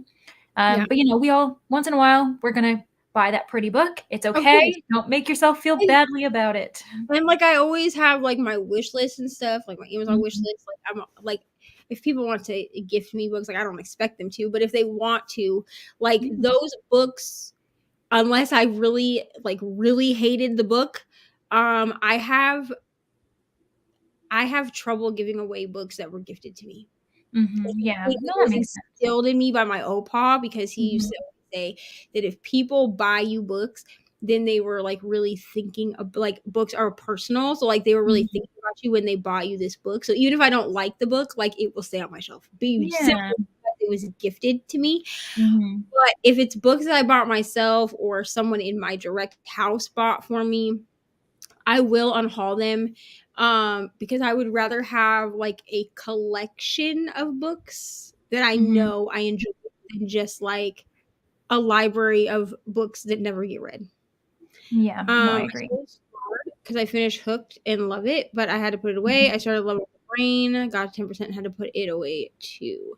Yeah, I will not Um, be reading Love of the Brain. I'm sorry, y'all, but I did not like the Love Hypothesis. oh no. I Yeah. listen. Last year when I first started my channel, I talked about it and I lost subscribers because I said I didn't like the Love Hypothesis. Which I'm is very just crazy. Like, come on. and I tried like one of her STEM novellas, and me and Allie Hazelwood, we're just not meant to be. Like we're just Yeah. not meant to be friends, and that's okay. Like I follow Mhm. her on Instagram. Instagram, and like I love to root for her and stuff, but like she and I we're not no. Mm-hmm. I need to try Scarred again. I don't know. I read Hooked and I gave it 5 stars, and then I've tried picking up other ones that are in that same series of standalones, and I'm just I don't know. I am intrigued by it though, because a lot of people have kind of been reading it lately. Like on my own sprints, when people, I was like, I'm gonna have to check this out. So I'll definitely check out Hooked for sure, because I haven't heard one about that one. I'm thinking that I might just go ahead and pick up the newest one because it's an Aladdin retelling. That's It's cool. Jasmine and Jafar, and I think I might just do that because I find with retellings that they have to be. I love a Beauty and the Beast retelling. I love an Aladdin retelling, and I love a Peter Pan retelling. But sometimes other retellings, even if I liked, the Disney movie or whatever, they just don't hit me. Yeah. Yeah. I call it a pile of possibilities and make no promises. Yeah. Really yes, cool. I love that. I haven't read any of my self-destruct books yet this year. Yeah, I actually, after I do, is a self-destruct book, and I'm sorry if I might have to call it. I really just might have to say, you know what? I'd rather, especially because Taylor Jenkins Reid doesn't really write series. Like, this is a standalone book, so like I don't mind unhauling it and then just saying like, yeah, I don't have this one on my shelf because I didn't like it. Yeah, like even if I have every other Taylor Jenkins Reid, I think this one is just have to go. 2 more and see if one of them works for me. I'll start them during the next sprint and see. Yeah, I mean, good luck. Report back to us. Let us know if these work. I'm always that person that like reads a chapter of a book. Maybe I should start filming that because like people do that as like video ideas, but like where you like read the first like chapter and then you decide from there which book you're gonna read. I do that just in my normal life. Yeah, Pop. Yes, your POP. I like that too. Kazin and always doing, and I was like, I'm going with that. Yeah. You guys have self-control. I just got more books this week. LOL. I can't stop myself. Yeah. Enjoy them though. It's okay if that's the way you consume books and buy them. That's totally fine. I don't mean to suggest that. That's the last way to do it. The last big haul that I did was last September. And that's because we went to the bookstore and I went to the bookstore to get the first Crescent City book. That is why I went to the bookstore. I did not go to, and I wanted the second Amari because Crystal had gifted me the first one for my birthday. And then I was like, well, I would really like to have the second one now that it's out. So I went in there with the intention of 2 books. And he had bought me the whole Shadow and Bone series from Target and the second Crescent City. So that was already like over $100 worth of books. And then we went to the bookstore with my sister and I was like, hey, these are the 2 books I'm getting.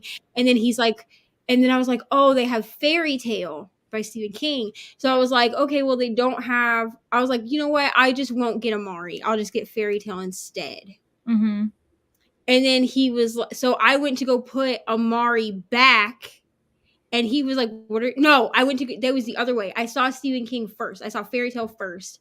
Then I found Amari in the back. So I was like, well, and he was like, where are you going? And I was like, oh, I'm going to go put Fairy Tale back because I want this Amari book. And he was like, why would you do that? So he bought me like a whole bunch of more books at half price books. And I was like, I mean, okay. Like, okay. I own Amari and I've been meaning to read it. So because I think it was Autumn from Nose in a Book, she was saying that there's like middle grade March and I'm like, this is my chance. I'm going to finally read Amari because I want to. Well, Ari and I are working through Matilda right now because she's obsessed with Matilda the musical. So we're reading that. But when we're done with that, she wants to read Amari. And I'm like, okay, great. Like she loves Amari. Like she hasn't even read it. And like the cover, like she like hugs it and stuff. And I'm like, okay. So I'm probably going to have to buy her own copies of Amari because I do not like children messing with my books. Touching. Especially after they stuck a sticker in one of them. But she like loves Junie B. Jones. She loves Amari. Like, and you know what? It's fine. It lets me read middle grade. So, yeah, I wanted to because like I was like all of the romance girlies are reading Allie Hazelwood. Yeah, I've never read anything by her either, And then but it I was is set like, everywhere. this is not. I mean, and to those that love her, I'm glad. You know what I mean? But I Yeah. don't know. Mm-hmm. Yeah, exactly. See, like Nina, she liked Love Love on Hypothesis. Love on the Brain, they say, is the same as Love Hypothesis, like the Mm-hmm. story and stuff. So like Mm-hmm. I think that's why I'm like I didn't like Love Hypothesis. So like why would I read Love on the Brain? Yeah. Yeah, Hooked. It's really good. I'm gonna It's have to. Try Twisted Not Scarred. Yeah, that's what I'm thinking because Mm, I just don't care. I mean, I like The Lion King, but I don't go out trying to find Lion King retellings. And from what I understand, mhm. It's Scarred also Twisted. not really a common retelling, I think, Yeah, too. and I'm Yeah, not for saying that probably good reason. I don't know. I'm not saying Emily McIntyre didn't do well with it. I'm sure she did Mhm. after reading Hooked. It's just not something that I'm necessarily interested Right. in. I am really interested in Twisted just because it is a Latin retelling and I like it. Right. Mhm. It needs to be the Zoom thing for the book club that I volunteered myself last year to host because I'm an idiot. It is March 8th, but it is behind like it's in a paid community. So Mm. it's like a private book club thing. But yeah, I need to have it read by March 8th. But I need to just get it over with because I'm annoyed with it. Yeah, what are you reading, Landra? I am reading, it's called Citizen, and it's by Claudia Rankine. I'm reading it as homework for poetry class that I'm taking. And it's prose poetry, but it also seems like very essay-ish, like it's written in second person, which is really interesting, like, saying you, so I feel like they're talking to me.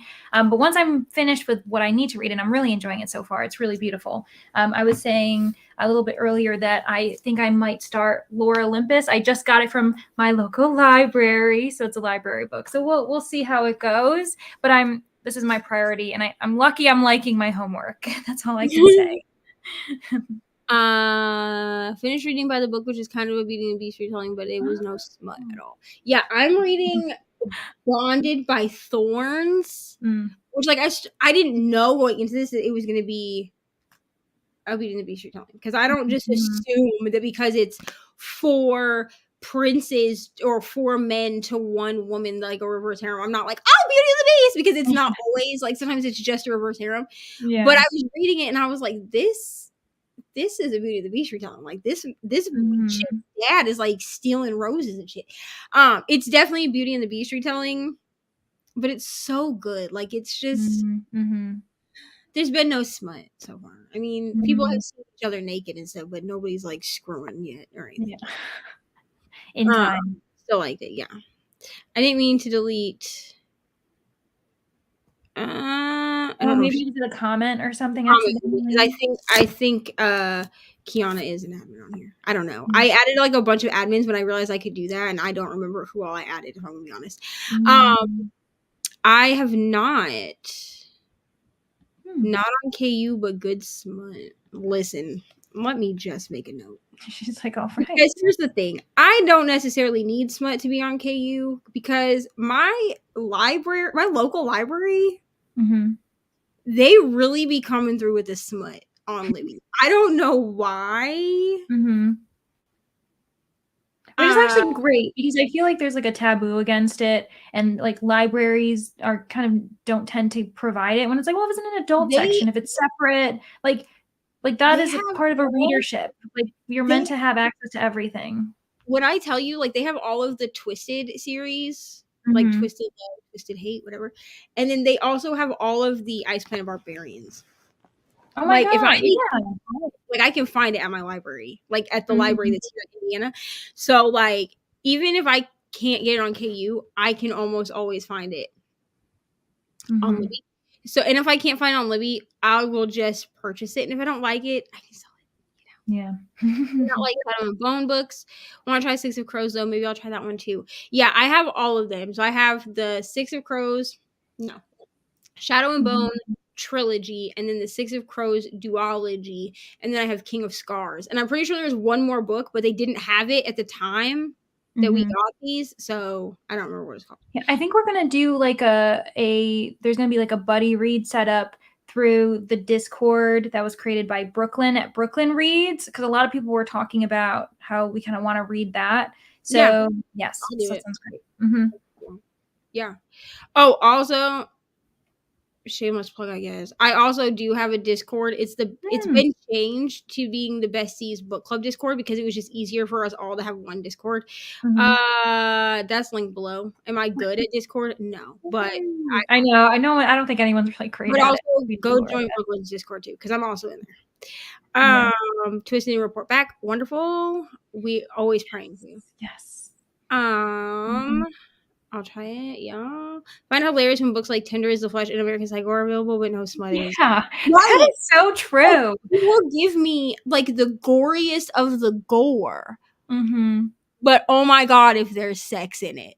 Yeah, exactly. It's like on top of that too, like one example that I have, like I have read some Stephen King books, but one that I haven't read is It. But I've heard that there's like a children orgy in that book. And it's like, oh, but that's just on the shelves. Everything's fine. And like that's disgusting. And I'm like, we can't just have some smut. Like I reread it last year. It was supposed to be a buddy read with Reni. But Reni gave up. So the thing was is she messaged me and she was like, I want to read it in 7 days. She's like, will you read it with me? So I like volunteered myself. I was like, I'll reread it. Like I read it in high school. Like it'll be great. I don't remember there being a child orgy.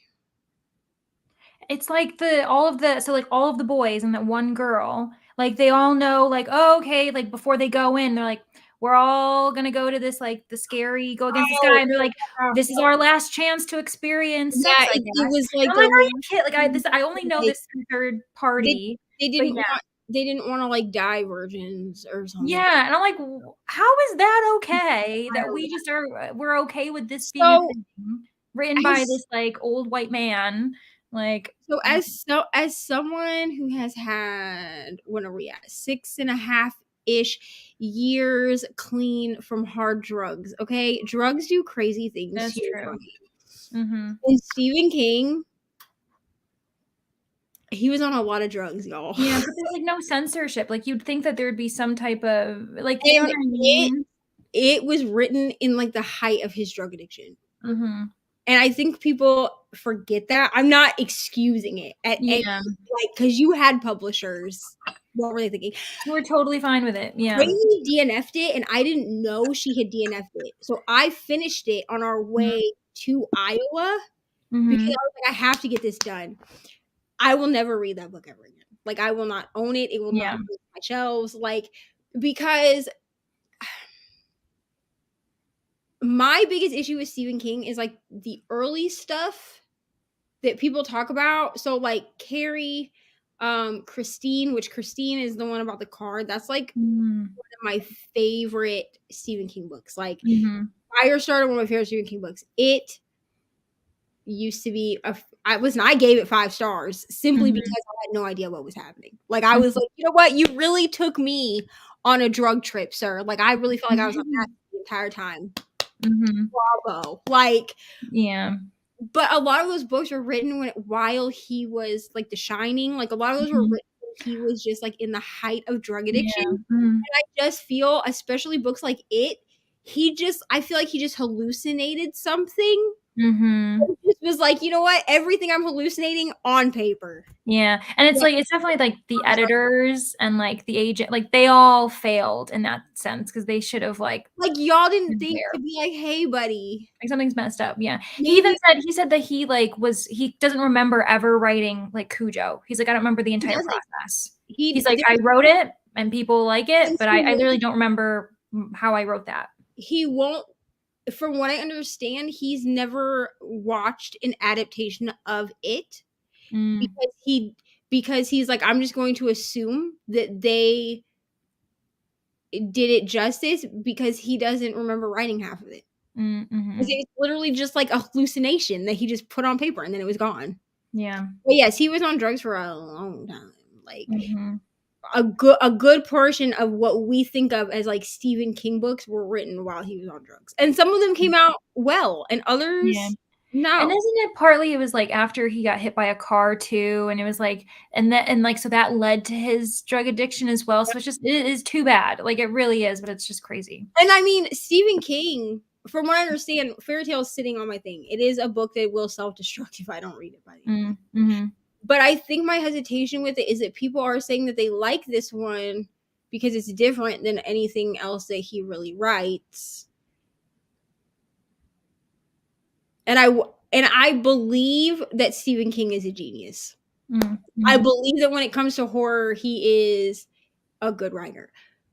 But Fairy Tale also has like fantasy elements, and I'm a big fan of fantasy, so I need to not. Yeah, and that is kind of different. So I read The Stand by him, like the uncut version, and I actually loved that. Like I really liked that. And then I tried the Dark Tower. I read The Gunslinger, and like I could appreciate it, but I never continued with the series because that wasn't really my thing. But I really liked The Stand. So I can say those are the only 2 books by him, other than his memoir that's called On Writing. Yeah, that I read that for some reason for like high school. Like it was. I don't know why it was required reading. We're just gonna move on from that, but yeah. Like I think if I had to pick, like, I probably have like 3 Stephen King books that are my favorite, and those would be Christine, because that was the first, either the first or second Stephen King I ever read. My aunt used to smuggle me Stephen King books because my mom would ground me and she would take my books away. And my aunt had like every Stephen King book. Like, so she would just smuggle them to me, and then I would take them to school. Like, it sounds like she's like smuggling contraband, but like it's fine. Christine, though, scared the crap out of me when I read it at like 16, and I was like terrified of cars, like just being taken over by themselves. But that one, The Green Mile and Firestarter are probably my top 3. Like, hello, Bree, how are you? Misery, I have not read that one, but I've heard good things about it. I knew the man had to be on drugs at least during some of his books because some things he wrote could only be from, and a lot of the things that he wrote, you can tell, like, wow, dude, like you were on a trip for real. Like, you were hallucinating this, especially the like. There's no reason that it should be over 1,000 pages. And if I'm going to be honest, I like the movies. Like, if somebody was like, hey, do you want to watch the movies or read this book again? I would watch the movies because, like, the movies are good, but they're only, like, an hour and a half long. Like, you don't need 1,000 pages to explain what happened. Yeah, that's true, too. They're usually monsters. Like, he wrote that with me and his son. Some of the things he wrote there, drugs or fever dream. I mean, it could have been both. Yeah. Yeah. That is how I found Opal was at my library. Yeah, I did save that in my phone, so I remember. I've been reading The Stand since last summer. Yeah, no, it took me like 6 months. Like, I read multiple books through as I was reading that book. When I finally finished it, that is a marathon read. You got to take your time. There was that one that he wrote, The Dome, Under the Dome. Oh, that was into a show. That book took me 6 months to read because it was so thick. I enjoyed it. It was fine, but like. Yeah, but it's just, you guys gotta, it's a time investment. That's just what you've got to prepare yourself for. Yeah, required reading definitely is weird for me. Yeah, I don't really know how it makes sense, but I was in AP English all through high school, and we had to read The Green Mile, and then we had to watch the movie. And when I tell you, there was not a dry eye in that classroom when we watched the movie, and it was a bunch of us, like, we were all like juniors in high school, and even the guys were crying. Yeah. And then, like, the guys would be like, don't talk to me about it. Like, because they're like, you're like, oh, it's like, okay, everybody cries, calm down. Yeah. Right. But, like, The Green Mile, I think because I read it in high school, and it was a book that I liked in high school, it has just like a special place in my heart. But it's also a very hard, like, I haven't reread it in years because it's just such a hard book. Yeah. Sometimes that is like, usually if I give a book 5 stars, that means I'd be willing to read it again. But also there's those books that I'll give 5 stars that'd be like, I don't know if I'm emotionally prepared to reread it again, but it's still brilliant. But also, yeah. Yeah. Because, like, The Giver is a book that I reread every year now, and I hated Oh, that book. cool. When I had to read it in high school, I hated it. It didn't make Yeah. sense to me. It sounded just so stupid. And then in 2020, I picked it back up. So when I say I reread it every year, I mean I've reread it every year since 2020. And during the pandemic, I was like, let me just try this book one more time. And I got it from like Walmart or something, and I read it, and I was like, something clicked for me. I was like, this is the greatest book I've ever read. Like, this is a great book. I do not like, I read The Giver as a standalone. It's technically part of like a 4-book series.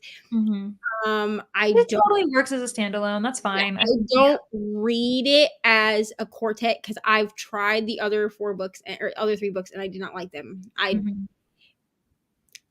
understand how they all tie together at the end of the 4th book, but there's so much you have to get through for anything to tie together that it's just, to me, it's not worth it.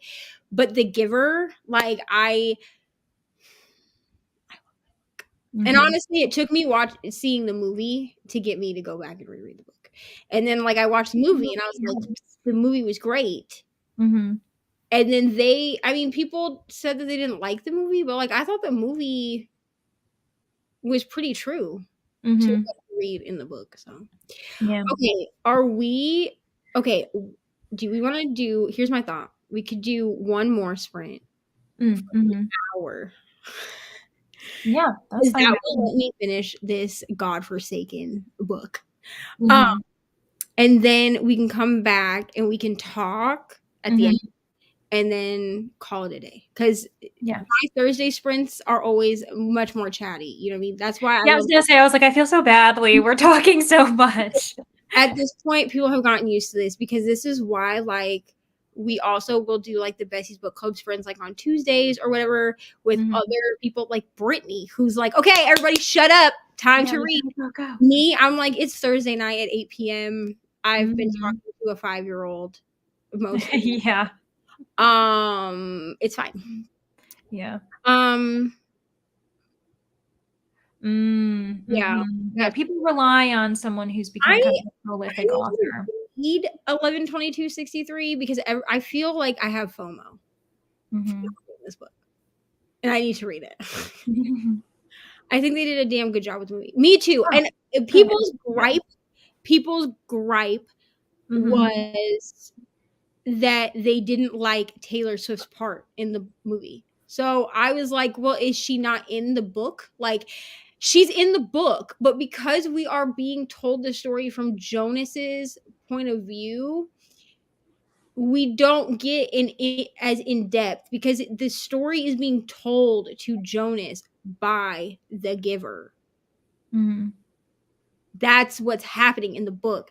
So in the movie, instead of us just being told the story by the giver, which would be boring in my opinion, we see the story played out, and people were big mad about it being Taylor Swift, which, like, I'm a Swiftie for life. Okay. Like, I mean, I don't love all of her new stuff. Like Midnight's is really but like for me, like the eras of Taylor Swift kind of ended. Like, I'm not a huge like folklore era girly. Like, my eras of Taylor Swift are from like Taylor Swift to like Reputation. Those are, you know what I mean? But I really like old Taylor Swift. I really think it's because when I was young, okay, because Taylor Swift is only a few years older than me. So when she like came onto the scene, like, her music was what I did for karaoke. We're not gonna talk about it. So like, there's just those eras are just precious to me. The rest of it is fine. It's just not like what I love. But I thought she did. Like, we know that song was it? He's the reason for the teardrops on my guitar. That's like, that was like her country era. I remember that, and on the Taylor Swift album, and my opa bought me the first the first 3 albums, and then my oldest son's dad, or my older 2, because my 2 older boys have the same dad. Their dad bought me the Red album. Oh yeah. Because we were dating working at the time, and he was like, "Happy birthday," and then he regretted that because they're all like breakup songs on that, and I would just listen to it on repeat. And he was like, and at the time, like we were in like a happy relationship, and he was like, "Really?" And I was like, "Listen, man, you bought it." Yeah, you gave it to me. Yes, a long sprint. Okay, we're gonna do an hour. He hated The Shining, and I hear the book and movie are vastly different. They are. I prefer the book over the movie. Yeah, I mean, listen, Red was a great one. Yeah, I mean, she's had some iconic albums. I feel like an old woman who doesn't really know what's like in these days, so I haven't really listened to like I feel like her last couple. But yeah, like Red, isn't there another one that's like 1989? And then yeah, I'm about to look right now because this is gonna actually bother me to not have them in order. Taylor Swift albums in order. Here we go. All right, so we got Taylor Swift in 2006. Oh my god. Oh my gosh, really? 2006? Goodbye. That's crazy. Okay, I'm sorry. I just had a crisis for a moment. Yeah, I don't know what I would have guessed, but not 2006. I was 14 years old. I was a freshman in high school. Okay, goodbye. Anyway, moving on. So we got Taylor Swift 2006. That's the one that has That's My Guitar on it. Then in 2008 we got Fearless. Oh yeah. Which had Love Story, You Belong With Me. Did they also have like White Horse? Wasn't that one? White Horse was one. Okay. We are going through my lane right now. Speak Now was 2010, which was the year I should have graduated high school. That was the one that had Mean on it. Yeah. Oh my gosh. And then Red came out in 2012, which is on par because it was because I had my oldest son in 2011 at the end of 2011. Oh, okay. Is that the same album that was like I Knew You Were Trouble When You Walked In? When you walked in. Yeah, that one. Yes. And then 1989, which had such songs. I think this had which one? Was it like Into the Woods or something? 1989, I think had that song that the Bad Blood. Oh yes, and now we've got Bad Blood. Where was Shake It Off? What era of Taylor Swift? Shake It Off, I believe, was 1989. Red? Shake It Off. Style. Okay, I'm looking through the comments early, but Nina just said that was a great one. That was such a good one. Oh yes, thank you for bringing that one up. So yeah, 1989. Did that one have Look What You Made Me Do on it? I think 1989 might be Shake It Off. Yeah. Okay. Yeah, it was. My 5-year-old absolutely loves that song. I just want everyone to know. And then Reputation was the one that had Look What You Made Me Do on it. Oh yeah. Because it also had because it was after all the Kim Kardashian. Yeah. That's right. That was like her response to that. Into the Woods was also 1989. Okay. But that was, because she was like, I'm sorry, the old Taylor can't come to the phone right now. Why? Because she's dead. Yeah. We're not going to talk about how many times I did that for karaoke. Yeah. 2019 was Lover. That was the one that had, the gay anthem on it. Which I can't think of what it's called. I know. There was no mystery cult this week. What? I'm sorry? Gene, what are you talking about? Folklore was 2020. I'm not gonna lie to you. I didn't even listen to Folklore, if I'm gonna be honest. I don't think I did either, to be honest. I think I listened to like one song on the whole album because it came out in the middle of COVID, and I was like, well, I'll try it out. And it's just not. I mean, I get it, and I'm glad that she won Album of the Year for that, from like a Grammy for it. I just didn't love that one, and I didn't love Evermore either. I think but I'm not a huge like folk person. Like I'm not like I'm not. I think that people like folk singers and folk writers write beautiful art, but it's just not. Mhm. Yeah. Folklore was where she lost you. Yeah. Yeah. And then Even of think I course think I tried it once, and then I just kind of I don't know. Not when that I felt either way. I just was like, oh, okay, yeah. I wasn't a fan. But then she came out with Fearless, the Taylor's version in 2021. I Oh have that. yeah. And then Red also came out that same year, the Red version. Because those were 2021 was the year that people, I guess, discovered that she writes songs for other people. Mm. And maybe it's just because here's the thing. Maybe it's just because I am deep into my country stuff. Okay. I was raised on country music. So I'm aware that there are people out there like Taylor Swift that write music for other people and then later will demo it or put it on an album themselves. Mm-hmm. But like people were surprised that she wrote the song Best Man, which was done by another, I think, Little Big Town, I think, Oh, did that okay. one. Mm-hmm. Or Better Man, that's the song. I Mm. wish you were a Oh, better yeah, man. yeah, That yeah. song. Mm-hmm. She wrote that. Taylor Swift wrote that song. But like Mm-hmm. I knew that because I'm nosy and I look at who writes things. Yeah, So and also she's a singer-songwriter. Like they tend to do that. There's another author, because we're talking about books. yeah, Sasha Sloan. Is one of my favorite artists, and she comes out with a lot of songs. She's like known as like a sad kind of singer. So when she comes up with an upbeat song, she's like, I can't do this because my people aren't going to be into it. So you sell it so to she someone gives it else. to someone else. That Right. just makes I mean, sense. Taylor Swift wrote a song for Kelly Pickler that she ended up also singing with her. That was it Kelly Pickler? No, it was the chick Jennifer Nettles, the chick from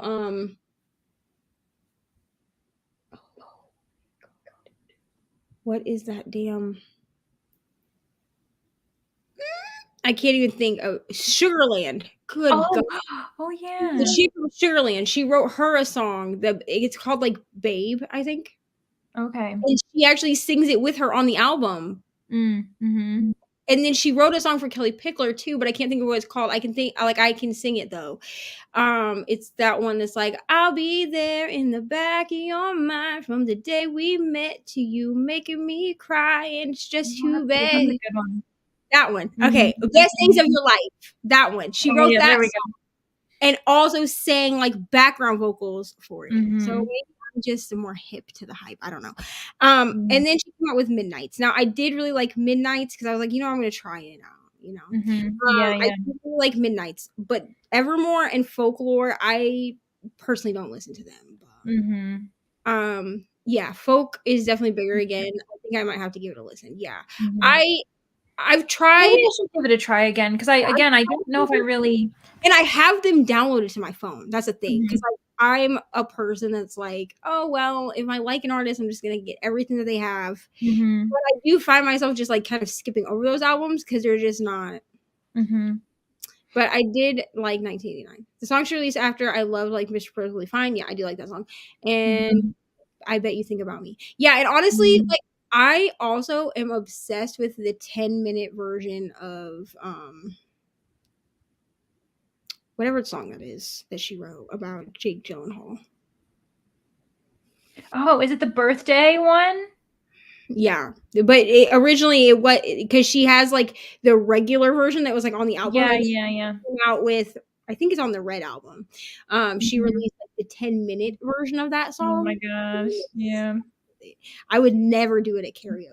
I've been asked to, and I'm like, I'm not going to take up 10 minutes of Yeah. karaoke. And like the guy, like the place that I usually Mhm. like go for karaoke, that DJ has that song as a song you can do, and I'm like, I'm not gonna do Yeah. that.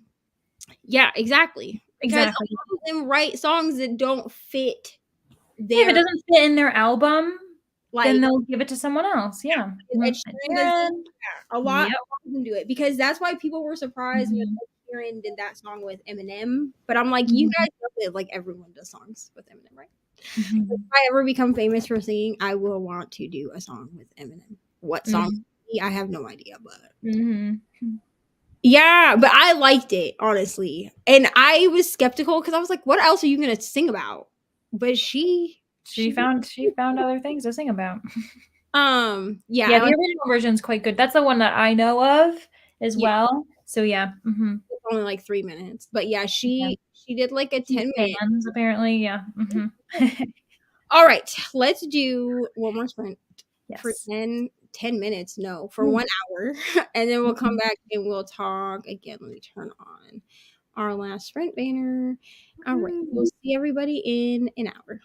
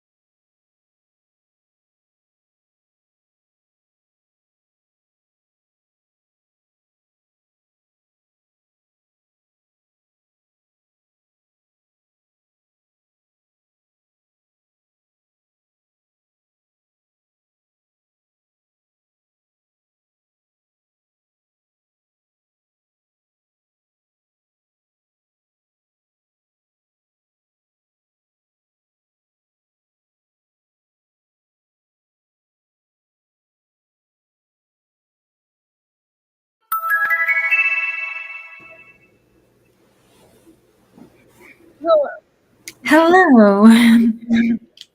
I finished this book. You finished it. Yeah. Is that it? I finished it. I'm gonna give it 3 stars. Okay, honestly, that's higher than I anticipated. I was really sitting at a 2. Mm-hmm. I was only gonna get a 2 because Julia Wellen, okay, queen of audios. Mm.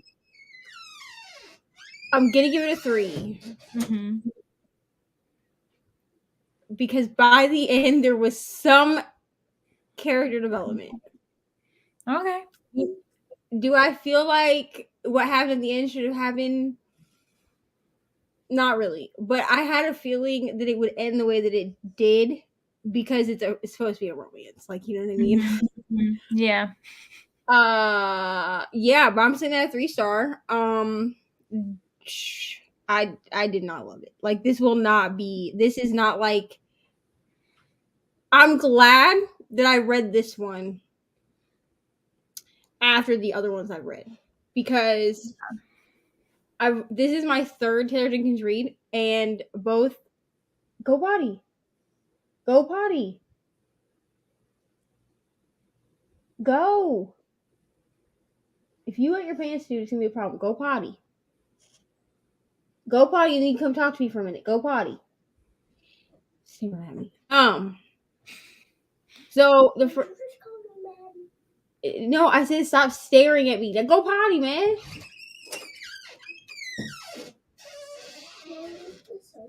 Sure. Hurry up, go to the bathroom, man. Oh my gosh. So I read The Seven Husbands of Evelyn Hugo, and I also read One True Loves. I gave both of those 5 stars. They were fantastic books. If I had read this one first, I don't think I would have even, which I know this is a backlist book. This is like one of her first books. Mm-hmm. So if I had read this one first, I don't think I would have given a chance to anything else that she's written. Just because I did not like the characters in this. Like I had more of a connection with secondary characters than I mean, by the end I was like, okay, I'm glad that this worked the way that it did, I guess. But like I still didn't care about the characters. Like I don't feel like they really learned anything. And if Kelsey is still on here, go for a minute because I am going to talk about one part of this book which could probably be perceived as a spoiler, but like I need to talk about it. Mm-hmm. So I said that she reads his emails. Right. He also reads her emails. So there's a thing that happens. I'm not gonna say what it is because that really would ruin the book. But there's a thing that happens that forces them kind of to come back together sooner than that year, like months sooner. And it is a catastrophic thing that happens. But when he shows up to try to help her, she asks, "How did you know?" Right. And he said, "Don't be mad. I've been reading your emails." And she said, "I've also been reading your emails." And then they have like a kiki and start laughing about it. Oh my, these people, they're not healthy together. I mean, maybe they're meant to be together, but geez. Ari is 5 and even she's like, no. Because let's just pretend. See, when I read books like this, I put myself, me, and like whoever I'm with or a past relationship in this.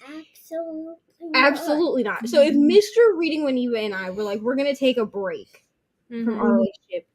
And then even if I was also doing it, it would not. First of all, if he said, "I've been reading your emails," and then I said, "I've also been reading your emails," I don't think we would laugh about it. I think I would be like, "I can't believe you were reading my emails, but also I was reading yours." And then he'd be like, "Why would you do that? That's so violating." And like we have access to each other's email. You see what I'm saying? You guys like each other, I think. Yes, we like each other. But I don't go in and just. Is this a little tiny copy? Yeah. Okay, sit back. I don't go in and just read his emails. Like he has access to his email, he has access to my email, but we don't go through each other's emails. Like that's just so weird to me. And then y'all admit that you're doing it to each other, and then you're like, so funny. No, it's like, yeah, you both need to go to therapy. Like this is not something to be laughing about. Because so like he finds out that she slept with someone else. She had already found out because she was reading the emails. But now he knows everything that's been transpiring, which in some weird way, because she writes an email that he obviously reads about how the dude that she's sleeping with, David, I think his name is, she writes an email to Chris, which is the husband, basically saying like, you don't know how to do XYZ in the bedroom. Oh, so wait, then did she start writing drafts to him too? Right. So she found out that he was writing these drafts. So she was like, well, this could be therapeutic. I'm going to do it too. And started writing drafts back. Basically, what she was doing was she was reading his emails and then replying to them. Yeah. Which in that case, I feel like then he should have known that she was reading his emails, because there were things she put in the emails she wouldn't have known. Yeah. And so she, at one point, after the awkward sex scene, she writes a whole thing about, you don't know how to do this, but David knows how to do it, blah, blah, blah, blah, blah, blah, and is like going on about this. So it ends the way it does, but they're back together, okay? It's not really a spoiler because it's a freaking romance. But we all expect that. This happens, and they go to bed together, and he's like, show me what you like. So you've just told her that you wanted to basically murder this man that she was sleeping with, even though you were sleeping with someone else too, or whatever. But then you're like, well, show me what he was doing that you liked, basically, is what he tells her to do. And then she's like, it was better because it was with the man I love. No, bro. No, bro. That means y'all just right back in that toxicity. Which was the husband. Yes, the husband. Like, that's just like... Yeah. Sure. And listen, this has a 4 point...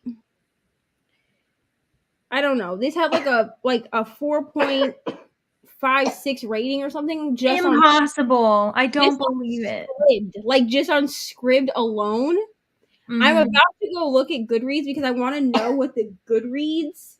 That's so crazy. That doesn't make any sense. Like, because sometimes I'm like, are people just giving this rating because they're dedicated to a specific author? Like, you're allowed to not like some books by an author and love others. Like, I've had that where I've also been like, wow, it's a good thing I didn't read this book first because I would have never given the other books a chance. That's where I'm at. So like, it has a 3.99 rating on Goodreads. That is crazy. From what I've heard, I don't think I would have given it that. Which means that there's someone like this book.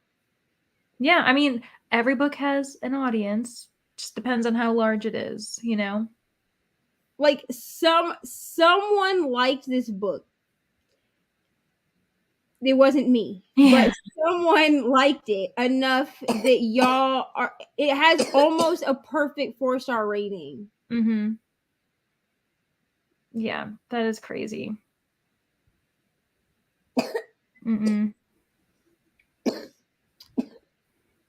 I just...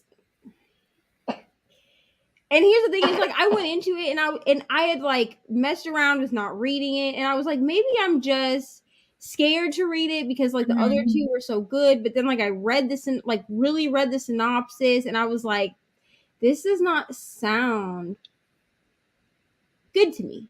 And I mean, there's technically cheating in it. Like, I would never, like, if someone asked me if there was a cheating trope, I would tell them yes.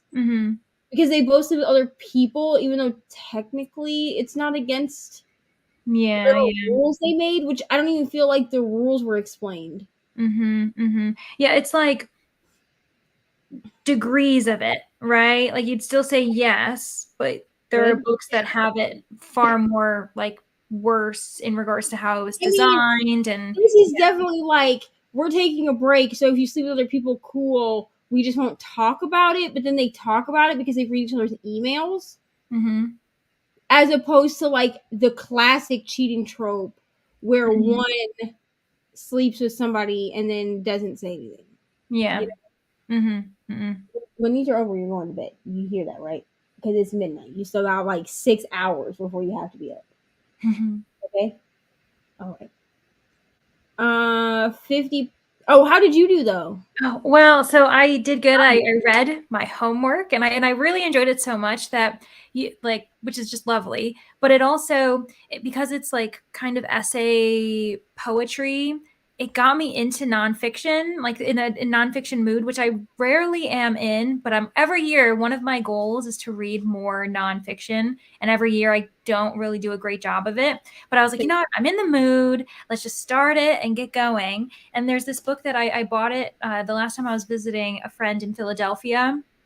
And it was the bookstore was called The Wooden Shoe. And apparently like all their entire bookstore is designed by like different activism areas like environmentalism or like indigenous and all these different things. And so I was looking for this book that I was looking for poetry. Actually, I don't actually read poetry very often. I also need to state that because I don't know, like this just seems like a very weird thing that I'm talking about poetry all the time.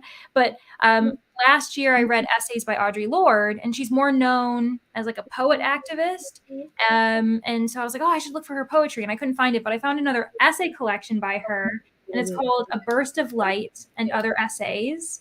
And I've only read the first, which was kind of like a written interview between her and another person. But it's so interesting. The first essay was about like, I don't know, society and its relationship to like sadomasochism, which is kind of interesting.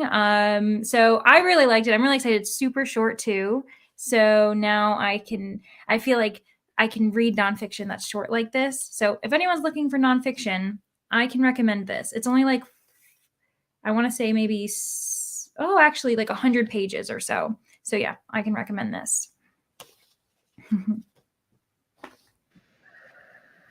Wonderful. Yeah. I felt bad because I was like, I just went on a whole rant. Oh, you're totally fine. No worries. Amy got 50 pages, 71% of How to Tame a Beast in 7 days. Ooh. Hello, ML. Hello. Ari.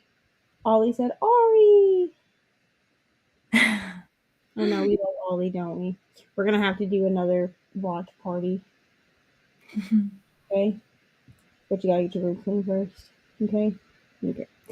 I'm so late. There's a criminal person. What?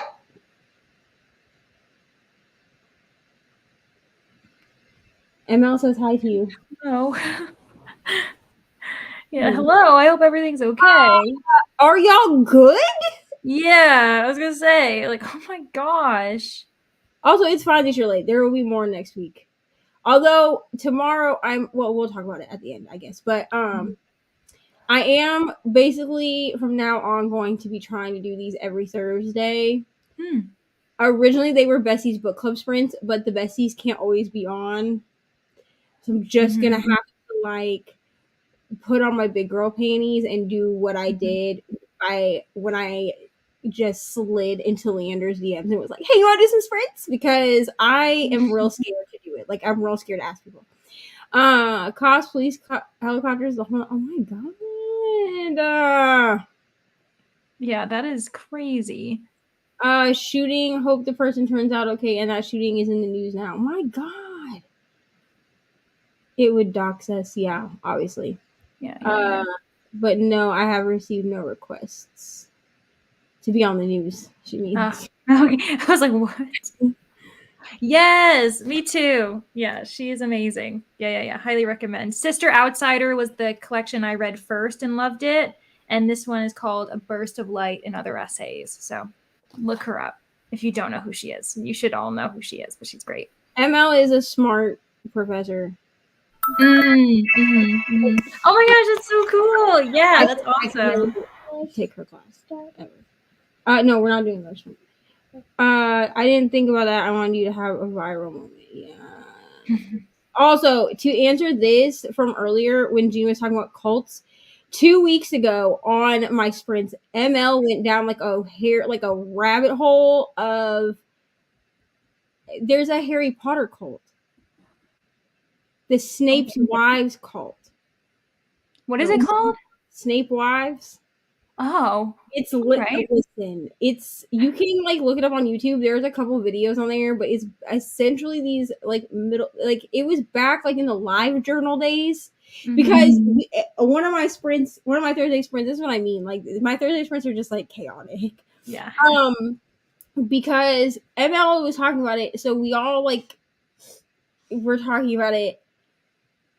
And then that got us into like a whole thing about like the 90s and early thousands because Kelsey is younger than me, Reni, and Brittany. Okay. Brittany's the oldest. How old is she, Kelsey? 26. Okay. Something like that. Reni, I think, is 30. 30. Brittany Brittany's birthday is tomorrow. Oh my gosh, that's so exciting for her. Oh, cool. I think she turns 32, but she can yell at me later if I'm wrong. And then I am 31. Okay, so there we go. You are not 31. How old am I then? 20. Girl, I wish I was. No, so we went down this rabbit hole. So Kelsey doesn't remember Live Journal, but the rest of us did remember it. So we were talking about Live Journal and MySpace and everything like that. But this cult was started in the Live Journal days, and it's basically these like middle-aged women who hated the author of Harry Potter before the rest of us did. But they basically believe that Snape is a deity. I don't hate it. That's so weird that they hated her as an author, and they're like, but you know what we'll do? We're going to make one of her characters. Because they believe that Snape is a deity that took over her body while she was writing the books, and she wasn't a faithful follower, and that's why the books went the way that they did with Snape's character. It's a whole.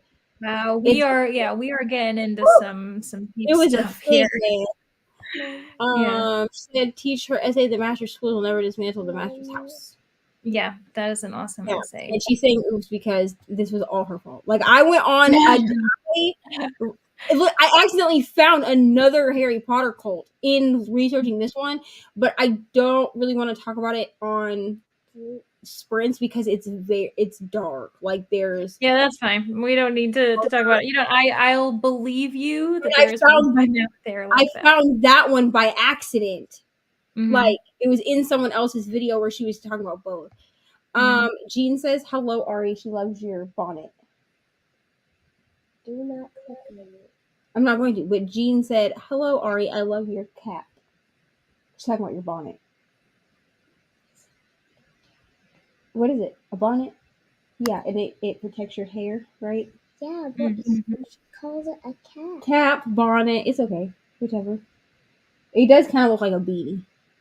No, it does not. It does not? Oh, okay. It does not look like a green beanie on a little person's head.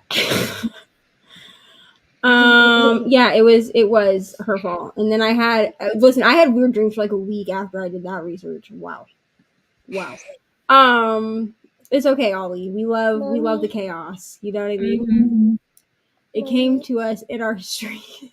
I mean, yeah. That's just out of your control. Okay. Yeah, sure. Jean said that she didn't know it was called a bonnet. That's why she called it a cap.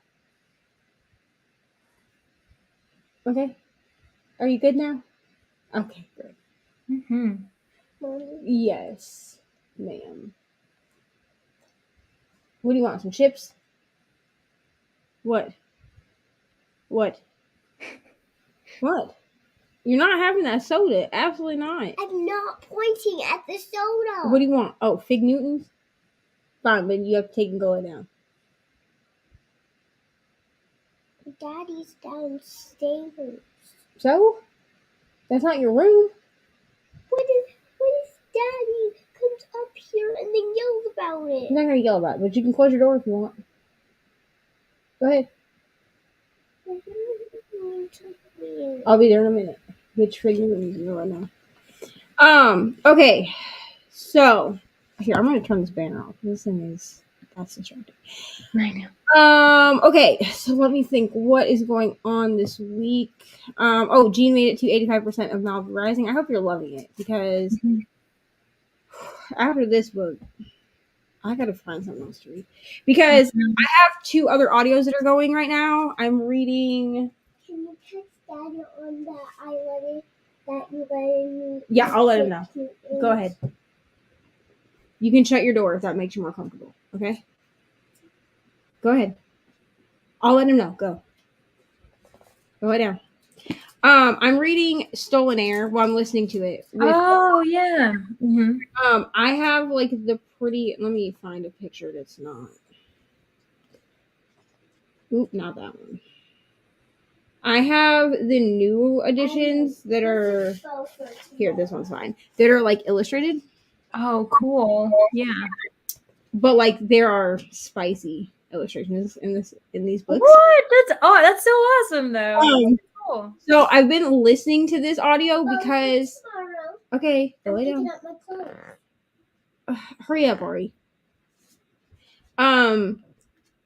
I am like following like in the book too, but I can listen to it at work and it's relatively digestible. Like I don't need to be paying like super close attention. But the only place you can get the audios is Audible.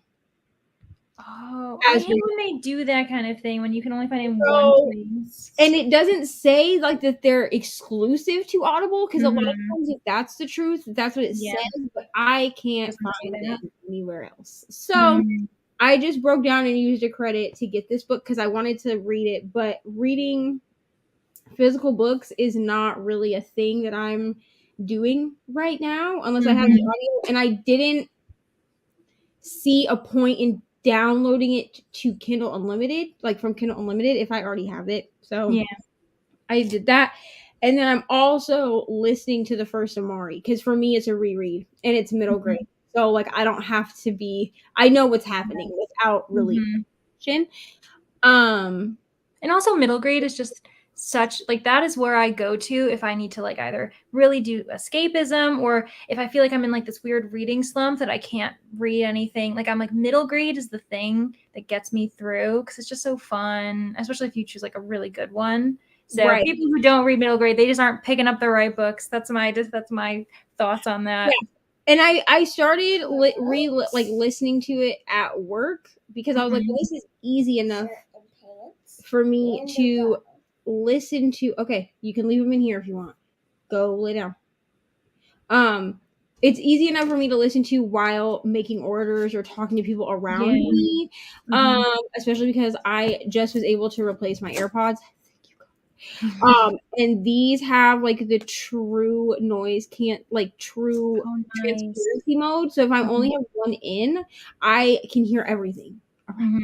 Thank you God, because the discount headphones that I had, they were fine. They were like $50 on Amazon, and I suggested them to other people that are wanting earbuds that are good quality but don't want to pay the AirPod price. They need a replacement for their AirPods to get them until they can buy new ones because I haven't had AirPods in 6 months. Like I'm just gonna be honest, and they're fine. They were like $60 on Amazon, and they're fine, but they don't have a true transparency mode. So even if I only have one in, I still feel like I can't hear. What? Do you need me to open it? What? So someone on my bus calls the earbuds. Earplugs, yeah. She calls them earplugs, and I told her that they're earbuds. Well, she might be using she might be actually using real earplugs already. There are earplugs too. I'll show them to you tomorrow, okay? Go lay down. Good night. I still call like earbuds or like I call them headphones. So I do. But I have to differentiate for Ari because to Ari, headphones are these. Yeah. Which makes sense. That's what they are. Those are headphones. But for some reason, I just call everything that. So if I tell her, if I say bring me my headphones, she will bring me. Even if what I mean are my AirPods, I have to say my AirPods or my earbuds, or she will bring my big chunky headphones. Which I mean, I do love these. Like, don't get me wrong. Okay, go lay down. But so I don't really want to do either of those like outside work because they're easy reads, like easy listens. So I think I'm just gonna finish reading Bonded by Thorns because I'm actually like truly enjoying Bonded by Thorns. And then so this year I made a commitment to myself, well, at the end of last year, that I wanted to diversify my reading because I came from a very whitewashed upbringing. It's not necessarily anyone's fault, but like I've lived with white people my entire life. So we weren't really, you can leave it open, just go lay down. We weren't really in, like, I don't ever really remember being encouraged to read books by people that were not white people. Other than like from my grandma. My grandma and my opa would encourage me, but like my mom, I don't remember her really like encouraging me to like, you know what I mean? So I made a pact with myself that even though I'm utilizing the library more, to read more Black authors. So like Dear Martin, I read that at the beginning of the month. Loved it. I will be buying that book as a physical because it's so good. But as far as like what's on my shelves, it's embarrassing. It's ridiculous. Like how, firstly, when we think about also like mainstream publishers like HarperCollins and all those big ones, so much whiteness, like it is insane. And those are the ones we see at the bookstores all the time. We see them on the lists. So it's just, it's crazy. I remember last year doing an audit, like an audit of my shelves, because I have like a rare, like a medium height bookshelf. It comes about to here if I'm sitting in front of it. And then I have a shorter bookshelf that comes to like my hip. And my, when I moved from Florida, we lost a bunch of our stuff because I just couldn't move it all because of the situation that we were leaving. But I started collecting books last year, like right before I started my channel. And I was like, okay, well, if I'm really going to start BookTube, maybe I should have like actual books. Because I started off BookTube marketing myself as a digital only reader. Oh yeah, okay. And then I was like, well, I do get book of the month, and then that just kind of branched out into like, well, maybe I should have at least books that I've enjoyed in the past. And then that led to, well, I really want to read this series. Oh, I could immersion read. And then I fell into the wanting to annotate. So when I started wanting to annotate, that's where books started being bought. And then people were asking about, because when I first started BookTube, I didn't think anyone would really watch it, if I'm gonna be honest. So I didn't make like a wish list or anything like that. And then people were like, well, do you have a wish list? And I was like, I mean, I do, but like, so I like revamped my wish list and so that it was like postable for people. So I've had people that have sent me things. So I'm kind of like sitting here. So I was like, let me just go through. Most of my shelves are white people. Yeah. I do have like Leah Bardugo. I looked up the other day. She is Iranian. I thought she was white, but she's Iranian. And then I have like Children of Blood and Bone, which is a Black author. Amari, the Amari books and the Legendborn Cycle are Black authors. I have those. I have These Violent Delights series. Oh yeah, okay. The actual series name, but that's the first book. I have both of those. I got those for Christmas from my friend Amanda, and that's an Asian author. So is Jade City. But as I'm like looking at what I have, like everything else on my shelf Mm-hmm. that I own, because I do have Merciless ones, which I am borrowing from my sister because I read the first one last year and then read the second one. That's a Black author, but I don't count that in my audit because I don't own it. I borrowed it. But everything else on my shelf is white people. Yeah. So I do have a bunch of books from Libby that are just sitting, and I am just like, because Mr. Reading when Neva and I had a conversation the other day, and he's like, "Are you only gonna read Black authors during Black History Month?" And I was like, "Well, that would be weird, considering that I encourage people to read Black and LGBTQIA books all year. That would be hypocritical. 12 months of the year. Yeah, Yeah. that would be hypocritical for me to be like, always read Black authors and then only read them during Black History Month. Gross. Mm-hmm. And I was like, no, I was like, I have 5 books sitting in Libby right now that are Black authors, and I'm not going to necessarily like all of them or finish all of them. I was like, but my goal here is to try to read one nonfiction book a month, which I did that because I did, and I hit 2 birds with 1 stone. I hate that saying, but you know what I mean. Because I listened to Viola Davis's book. And then I read Dear Horton this month. But I need more nonfiction. I also need more Black, like BIPOC authors. Mm-hmm. Yeah. And it is like, it's one of those things where, especially like in the book community, like when we have like Black History Month or like, you know, like Pride Month, it's like those are good months for you just to like reevaluate your reading habits. Yes. Yeah, of course, like embrace them during that month, but it's more so just reflect over the year, not just this month. Like, what have you been reading this year? Last year, I unfollowed a lot of accounts because I noticed that was a trend. Yeah. Share all of the BIPOC authors during Black History Month, but then we're not going to talk about it the rest of the year. Or let's share in June all of the LGBTQIA books that we want to read, but then we don't talk about any LGBTQ books the rest. And I was like, okay, but if that means that you are only an ally during the months that you think you should be. Yeah, this is like you see this as a trend. It's not trendy. This is just issues we need to talk about. These are histories we need to talk about. Yeah. I also have been unfollowing Bookstagram accounts that like to try to say that Black horror isn't horrific enough. I've seen that on Bookstagram also. And the thing with Black horror is it's not what most people think of as horror, because a lot of times the Black experience is the horrific part. Yeah, no, it's so true. Horror is subjective. Like you have to remember who wrote this and like what is it about. Like I gave this 2 stars because I wanted more horror, and I'm like, oh, okay, so racism wasn't horrific enough for you. Gotcha. Yeah. Cool. Yeah.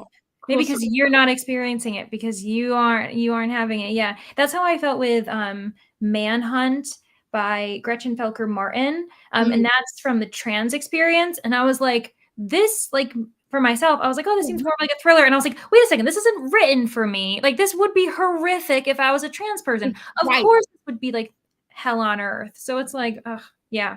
Yeah. Because I did see some people last year that read The Weight of Blood, which is technically a Carrie retelling, right? Yes. But it's Black, okay? So there were none of these people are my friends, so I don't want anyone to like rewatch this and be like, oh, I read this and think that this is about you, because no one that I personally associate with, like talk to outside of YouTube or Bookstagram, felt this way. I mean, there were people that didn't love the book, which is fine. But I saw when The Weight of Blood had a big influx on Bookstagram that there were people giving it 1 and 2 stars because they wanted it to be more horrific. And I was like, so we just missed all the racism in this book. Yeah. We missed that part? Oh. Okay. Yeah. Yeah, and also Black horror isn't for your entertainment as a non-Black person. Like you shouldn't get enjoyment out of like seeing like Black bodies being mutilated or whatever's going on. It's like, this isn't for Right. your entertainment. Like, you This know what I is- mean? Like, It's a learning tool. Yeah, exactly. Make the learning tool. Yeah, please learn something for the love of God. The funniest part is we just went to the city we will move to in Cali, and we're like, oh gosh, can we live here in these neighborhoods? Is it nice enough, safe enough? But our neighborhood is trash. No. Oh no. I don't know if Elise's is still here. If you are Elise's, I live the bonnet life. Mr. Reading Waniva currently has my bonnet because he got his hair done and he needed a bonnet. He could not find. Well, the bonnet that he had, I took with me to Iowa and accidentally left it there. So I was like, just take this one. So he's rocking like a pink bonnet with like a floral band. He wears it like out of the house. It's hilarious.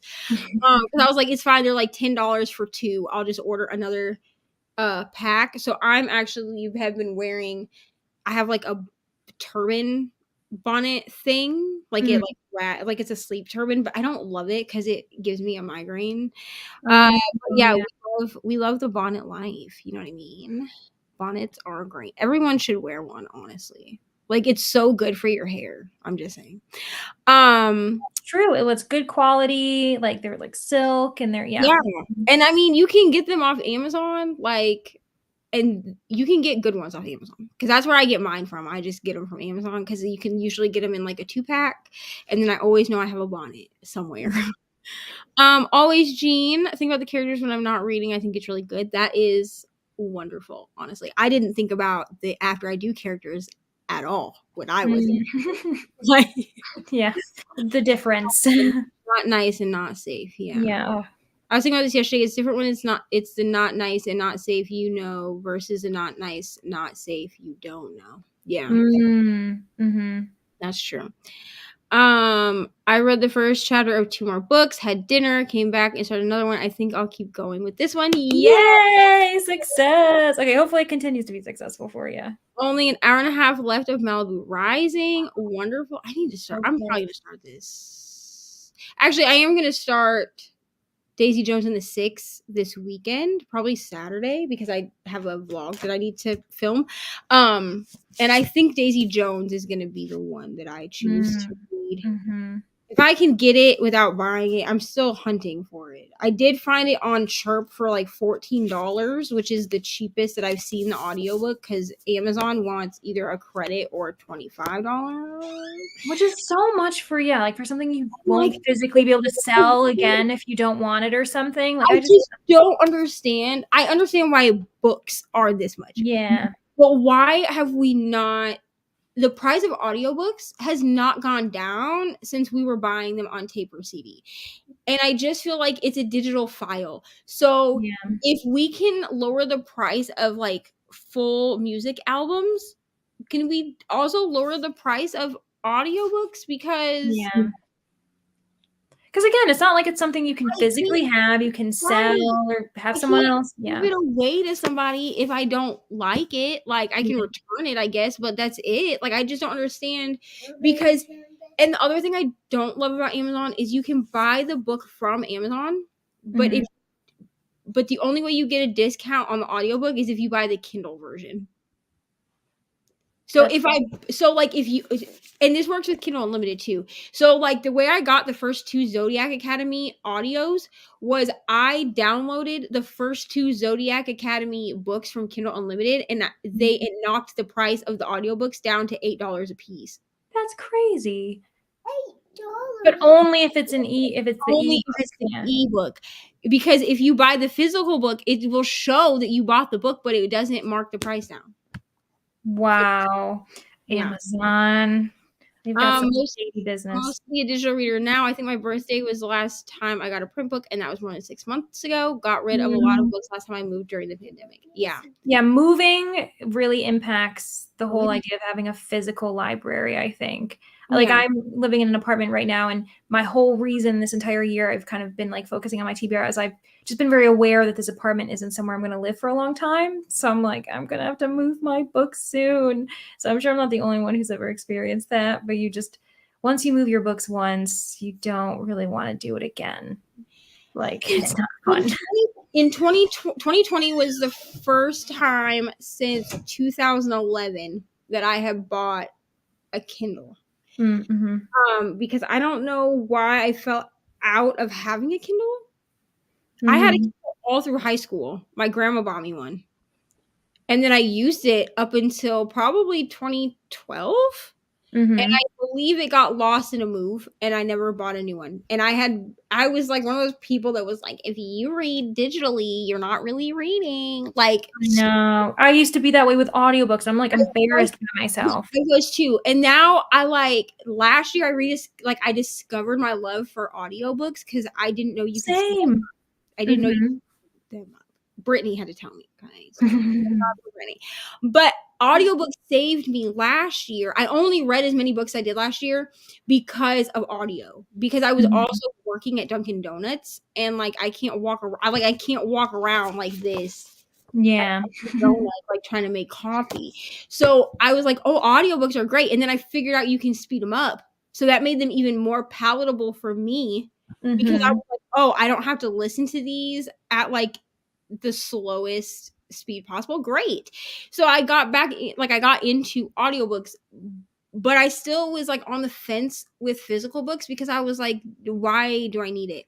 But now that I annotate books, I do tend to immersion read a lot.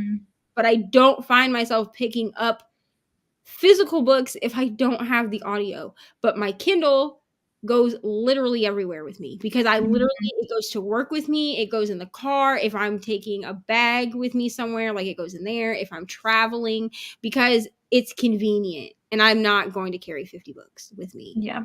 Yeah. Me, Miss Mood Reader. Absolutely. Could you imagine? Absolutely not. Hello, Jessica. One thing I do for Black History Month is I read Black nonfiction. Yeah, that could actually be like a nice alternative, like being like, hey, like read literature by Black authors the entire year, but like make sure you're focusing on nonfiction because like it is like Black History Month, right? So, like that makes sense that it like would flow like that. Yeah. I honestly I miss reading nonfiction, but I can't read outside of like my devotional that I do every morning. I can't bring myself to physically read a nonfiction book. I cannot do it. I can immersion read it if it's something that I think I want to mark. But a lot of times what I find I'm doing is I'm just listening to it and then making notes on my phone. Like if I hear something that I liked, I put a bookmark in that spot. You can do that on audio. You can put like a bookmark. So I can go back to my bookmarks later and write down the things, but I find myself falling asleep trying to read nonfiction. Yeah. It's just more enjoyable just to have someone read it to me. Yeah, it's like listening to a podcast. If you think about it, so like, and I love podcasts. Oh my God. Which I should, considering that it's in hiatus right now, but considering that I have a podcast, like I should like it, which I do. I love podcasts, which I think is why I was like, well, you like podcasts, like why would you not like audiobooks? But there was some kind of like disconnect there because I've been listening to podcasts for years, and there was some kind of disconnect between a podcast and an audiobook, and I don't know what that was. I don't know. I did not make a self-destruct video because I did not think anyone would care. Do y'all want let me know. Yes. A self-destruct video, I can make it because I have the list. It really would be difficult because all the books that I have on my self-destruct list are physical books because we trying to get these physical books down to just things that I actually want on my shelves. So if you want a self-destruct video, let me know and I will schedule that for March. I didn't think anyone would care, so I didn't make one. Yeah. Another thing that could be fun, I've thought about this because I don't think I would do a self-destruct one, but I've thought about doing something similar where it's just a list of books that I think I probably will read in the year. And then what you can do is pair it like later on when the time comes to look like, okay, what books am I actually getting rid of? And you can kind of return to it. So I think you should. I think that could be really fun for you, like later on being like, well, didn't read this one. Yeah, I could definitely do like what some of the big booktubers do where they like put their old video and watch that and then they're like, oh, we didn't read this, like whoops. yeah. I will make a self-destruct video. Yeah, I think you should. I read Black books all year, but I'm not big into nonfic, so I need Mhm. to motivate me. I know I need to be better. Yeah, I honestly, most of my nonfiction recommendations I actually get from my friend Raven, who does my hair when it's done. It's not done right now. But she does my hair and she prefers nonfiction. She's not really a fiction reader. She's subscribed to my channel, but she has told me before that the reason she doesn't watch a ton of my videos is because I don't talk about nonfiction. I talk about it with her. And maybe I should bring it to my channel. Like maybe I should talk, because I feel like I would actually do sit down style review. So maybe I could do, because Brittany thinks that I should do like sit down videos where I'm doing like mundane things, like where I'm like folding laundry and just like having a conversation. Maybe I could do like a series where it's me talking about nonfiction books. Yeah, with Cindy does that, like where she's cooking and stuff, and she can like review a book, so it feels like you're kind of conversationally doing something. Because I could do that with nonfiction books. I have trouble with fiction books, like articulating how I feel about them once I've read them. I write my review and then they leave my brain.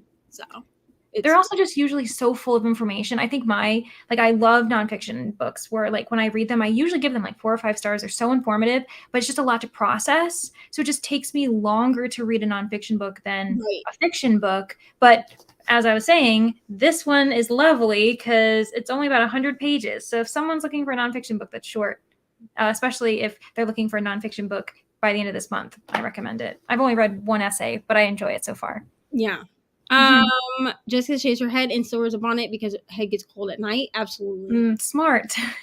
Actually, I don't really talk about this time in my life, but at one point my mom shaved my head. We're not going to talk about it. But I actually still wore a bonnet even though my hair was only like half an inch long because your head gets cold. Something that is horrific no matter how it's packaged. Exactly. Yeah. Yeah, which I understand. I just wish that they would offer that for people that are also buying the physical book, because a lot of people immersion read. A lot of people do that. Cannot fit them all here. Yeah. One bookshelf wall with my favorites. That's all I can do. Yep. No, it makes sense. About to move, but I'm not being any better, honestly. Ollie and I do unhauls, but I can barely let go of anything. My books will just have to be pried from my cold, dead hands. Yes, you know what? That's okay. Honestly. We do our best. Sometimes I leave the house without my phone, but yes, this is me. Listen to me, okay? When I tell you, 90% of the time, my Apple Watch sits over here on its stand. Like I have like a stand, and and I'll get to work and be like, oh my God, I forgot my Apple Watch. But you better believe my Kindle is always in my bag. Always. It's like the one piece of equipment. I'll forget my headphones at home. I'll forget my iPad, my phone. I will forget basically every other thing. But the Kindle is never forgotten, baby. The Kindle is never forgotten. Yeah, my apartment that I live in now, I've locked myself out 3 times. So I've forgotten my keys 3 times. What I've never forgotten is a book. Exactly. Like, what am I doing? What are my priorities? I literally locked. This was not on purpose. I didn't so we have 2 locks on our door, and I didn't realize usually the handle is not locked. Usually we just lock the deadbolt. Okay. So I went out one day shortly after Ari had started school to get her off the bus, and I shut the door, but not all the way. And I think one of the cats pushed it closed. So I go back to the house and the door is locked. I do not have any keys because I was like, well, I left it open. But I brought my Kindle to the bus stop. So me and Ari hung out on the porch and she played, and I read my book for like 4 hours. We walked out of the house until somebody came home. But like, Shirley had my Kindle. No keys though. Yeah, exactly. It's fine. Like, well, whatever. And even Sam was like, you really, and I was like, well, I read when I wait for her bus. Like, well, at least we know you always have a book. Exactly. That's why I need an event to motivate me. I find reading nonfic very hard for me if I don't have the audiobook. Yeah, me too. I can't do audiobooks. I played them and then realized like an hour later that I wasn't paying any attention at all. That happens for sure. for me, I almost always am playing a game on my iPad. I have Cross Stitch World from Facebook on here because I can do that, and it's literally just like a color by number thing. And I'm always either doing that or playing a game on my phone, or I'm at work. Like, I'm always doing something, or I'm crocheting. Not very good at crocheting, but I'm doing that. But like, I'm always doing something while listening. So yeah. I live for self-destruct list. All right, I got you. I got you.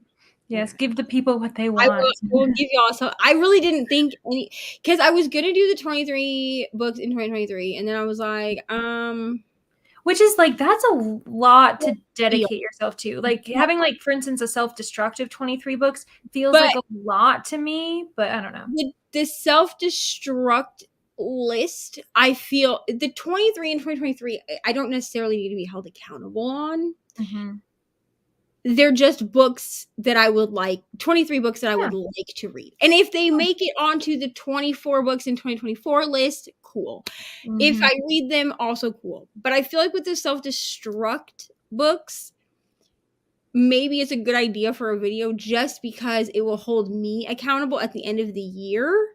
So then when I go back and rewatch it and film whether I read the books or not, I can be like, okay, girl, you really did not read this book though. So I get rid of it.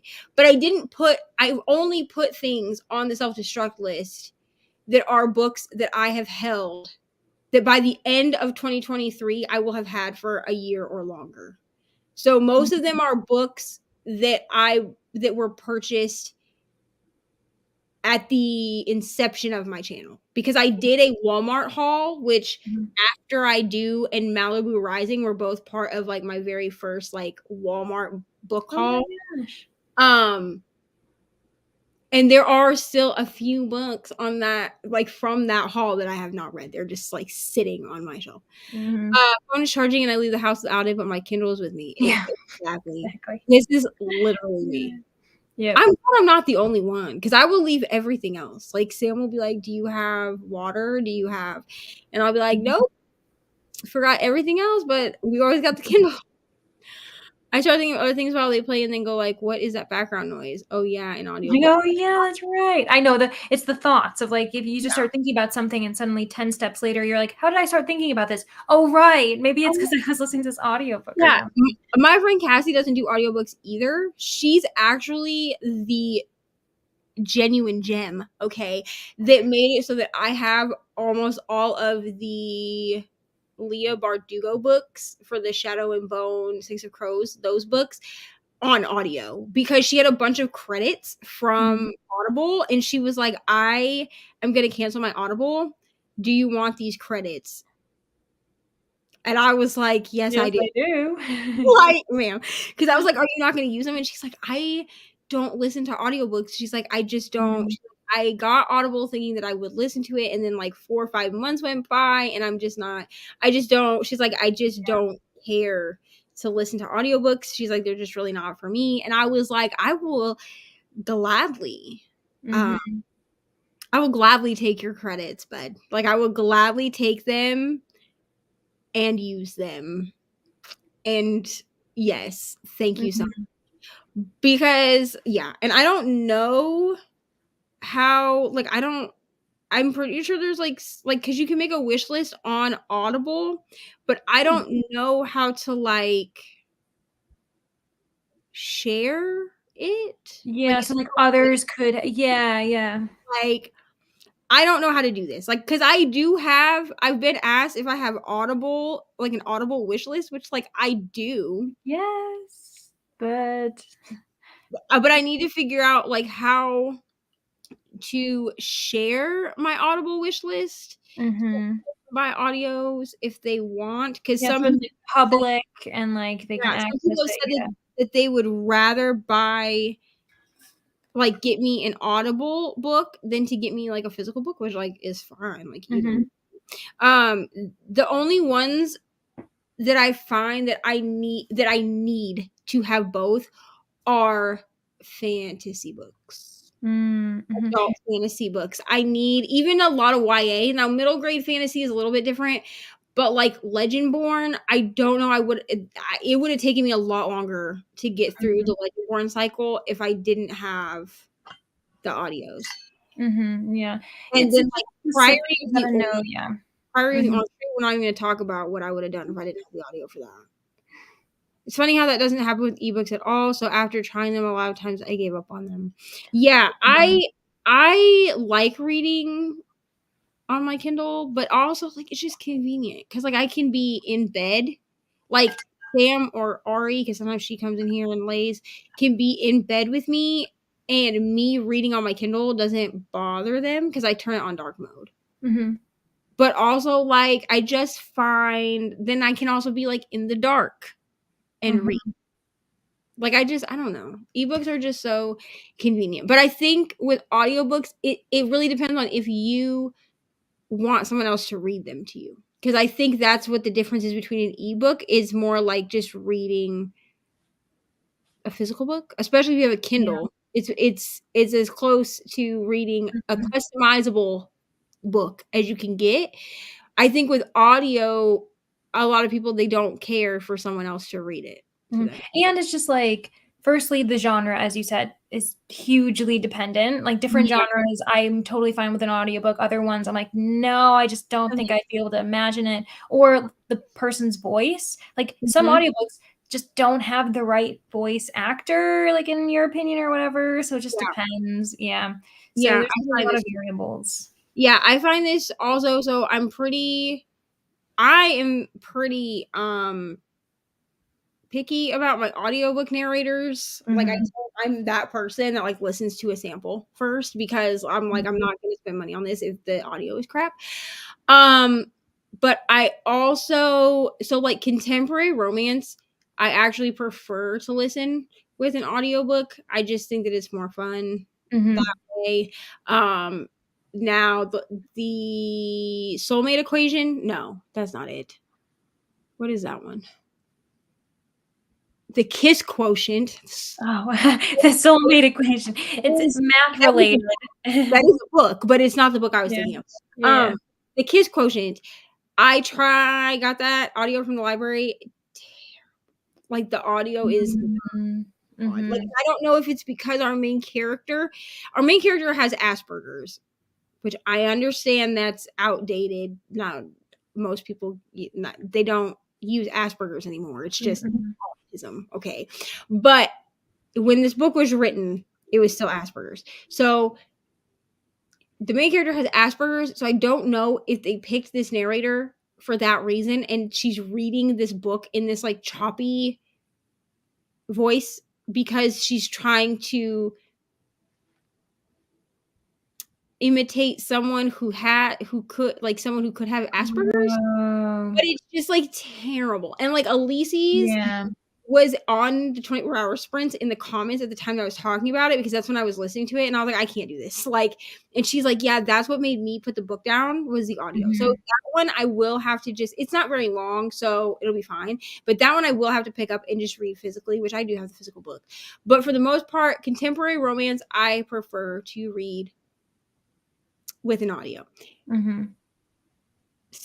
Spicy romance, though, is rough for me to read with audio. Now, so far, Stolen Air is fine, but I did Ice Planet Barbarians book as an audio. Absolutely not. Like, I was blushing the entire time. I do find that I just prefer to just read spicy romance with my eyeballs. Like I'll just get it on my Kindle, and then if it's something that I want to have on my shelf, then I will buy it to have it on my shelf. If it's something that like I'm like, oh, I want to annotate this, then I will go back, because if I've already read the book and I'm just reading it to annotate it, I don't rush myself like I would if I was reading it for the first time, if that makes sense. Like if it's a read for me and the purpose of the reread is to annotate the book, it doesn't freak me out so bad to look at Storygraph and see good night, Jean.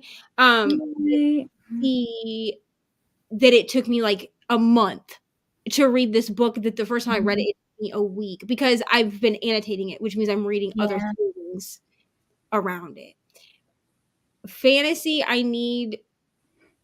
I'm not gonna read high fantasy as just a book. Like the first Crescent City book, somebody gifted me the audiobook because I was like, this is gonna take me like a month to read it.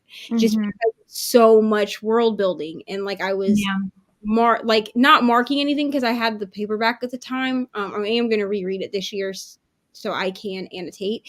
But I was just like, there's just so much going on, and like the hype is so small. Like it's gonna take me forever. And then someone was like, I'll just gift you the first one. So I was like, okay, cool. And then I got through it in like 3 days, but that's because I had the audio. Yeah. It helps you keep going. Like it really does pick it up. So any kind of high fantasy, I've found that I need both. I need the audio and the physical book, because I'm not going to remember anything if I just listen to it, but it's going to take me 500 years to read it if I'm just and then nonfiction, I need the audio for nonfiction. And a lot of times in nonfiction, what's nice is it's the author themselves reading it, which is just lovely. Like that is so nice to That's hear. what I loved about the Viola Davis book, which I am going to buy that on and then I also already own, I bought it right after release, I think, the Will Smith book. It's just called Will, but I bought that one, and I also own the Matthew McConaughey book, Green Lights, and that one has been on the bestsellers list like off and on forever. And the thing with Matthew McConaughey is like I like his voice anyway. The Matthew McConaughey book actually took me the full 6 hours and however long it was. It was like over 6 hours long. It was almost 7 hours long, because I did listen to that at one time speed, just because I just like his voice. And I think I remember listening to the Will Smith one at one time speed too, just because I liked his voice. The Viola Davis one, I think I bumped it to 1.5 just because I felt like at 1.5 the flow of her voice was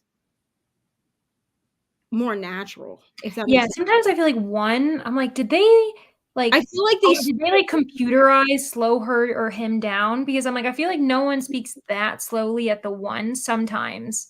Like I'm like the 1.25 or 1.5 sounds like normal pace, and I'm like, so how did that work? Right. Yeah. And sometimes I do think that they do have them read slower, or like the Jeanette McCurdy book. She read that because I listened to that. It was supposed to be a buddy read with Brittany, but Brittany finished it like 2 weeks before I did. That book was very triggering for me because of trauma. So like I had told her like, this is gonna take me a minute. I'm so sorry.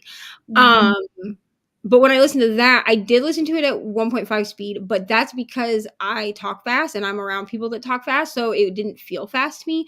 But she definitely read it in like her regular speaking voice, like the speed. So just sounds normal. Yeah, I like that. I think it just depends on like who you work with and things like that. Spicy Associate, yes. I remember listening to one of the Sophie Lark books on my TV. I don't consider her sex scenes that wild, but the window was open and the construction workers were right outside the window. I get it. Yeah. So with Sophie Lark, here's what I've noticed with Sophie Lark, because that's who wrote Stolen Air. This is part of the Brutal Birthrights series. So there's this one. There is Brutal Prince. I can't see the other two at the moment, and I don't remember what the hell they're called, so I apologize for that. Let me see if they're listed in here. They probably aren't, because that would be my luck. There's a couple other ones. I just can't think. Oh, here we go. Savage Lover, Bloody Heart, Broken Vow, and Heavy Crown. So there's 6 in total. I have the first 4. So I have Brutal Prince, Stolen Heir, Savage Lover, and Bloody Heart because those are the only ones so far that she has in this series that are illustrated, and I want to wait to have all of the illustrated ones. I'm not, and I like the discreet covers. I wouldn't care about the illustrations, but the discreet covers. I'm not a fan of the sexy man covers. That's just it's just kind of like, I don't know. I'm not really Reni into loves them. Reni doesn't like these covers, which are more like tattoo style covers. She really prefers the sexy men covers. To each their own. I just exactly don't prefer them, especially since my 5-year-old tends to look at my books and she'll be like, "Mom, why is he half naked?" Like, I want to give this man a shirt. wow, Mom, I can't believe you're reading a book with a naked man on it. You know what I'm saying? Like, thank you. So it depends on the Sophie Lark book because I found out that Anastasia, the newest one she wrote, that's like 600 pages long, is fantasy, and it is not. It's slow burn, so there's not a lot of spice in it until like the second half. Yeah. It just really depends on, like, with Sophie Lark, it's very hit or miss if you're gonna get spice or not. Because I felt like Brutal Prince had good spice scenes in it. But Stolen Heir is a Beauty and the Beast retelling, and I am 8 chapters in and 64 pages, and there has not been any sex. I mean, he kidnapped her, but there's no Yeah. you know what I mean? So it's very, because this one's definitely like a revenge type thing. So I agree with you. I tend to read, I don't like the word smut. I know that's what we use to like describe. I just don't love it. So I tend to I try to just call it spicy romance, but I know that spice is subjective. When I say spicy romance, I mean what most people mean when they say smut. That's what I mean. I prefer dark romance that is very like the romance that the dark romance that I read. When people ask me for recommendations, there's a reason that I ask them how taboo they want to go, because I'm that person that's like, the more taboo, the better. I mean, I have a few things that I'm like, I can't read this, but I read a lot of taboo stuff that would probably make other people uncomfortable. Good night. Good night, Nina. I'm so sexed out that I skipped the sex scenes in these books. In which books? Sophie Lark books. You're like, not now.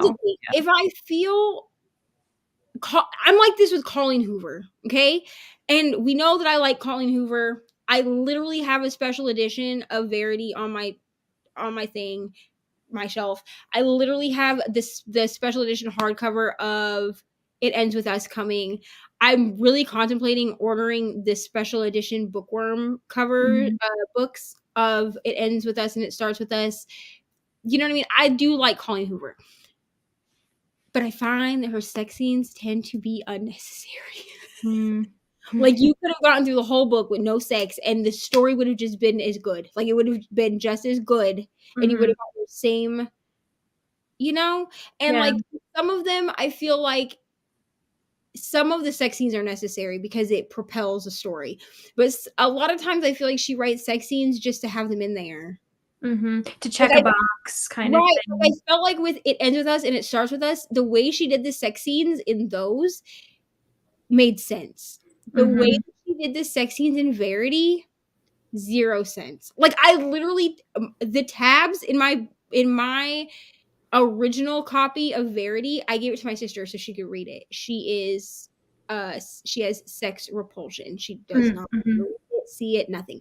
So I told her, I said, I know you want to read this book, so what I'm going to do is I'm going to tab my original soft paperback copy and let you borrow it.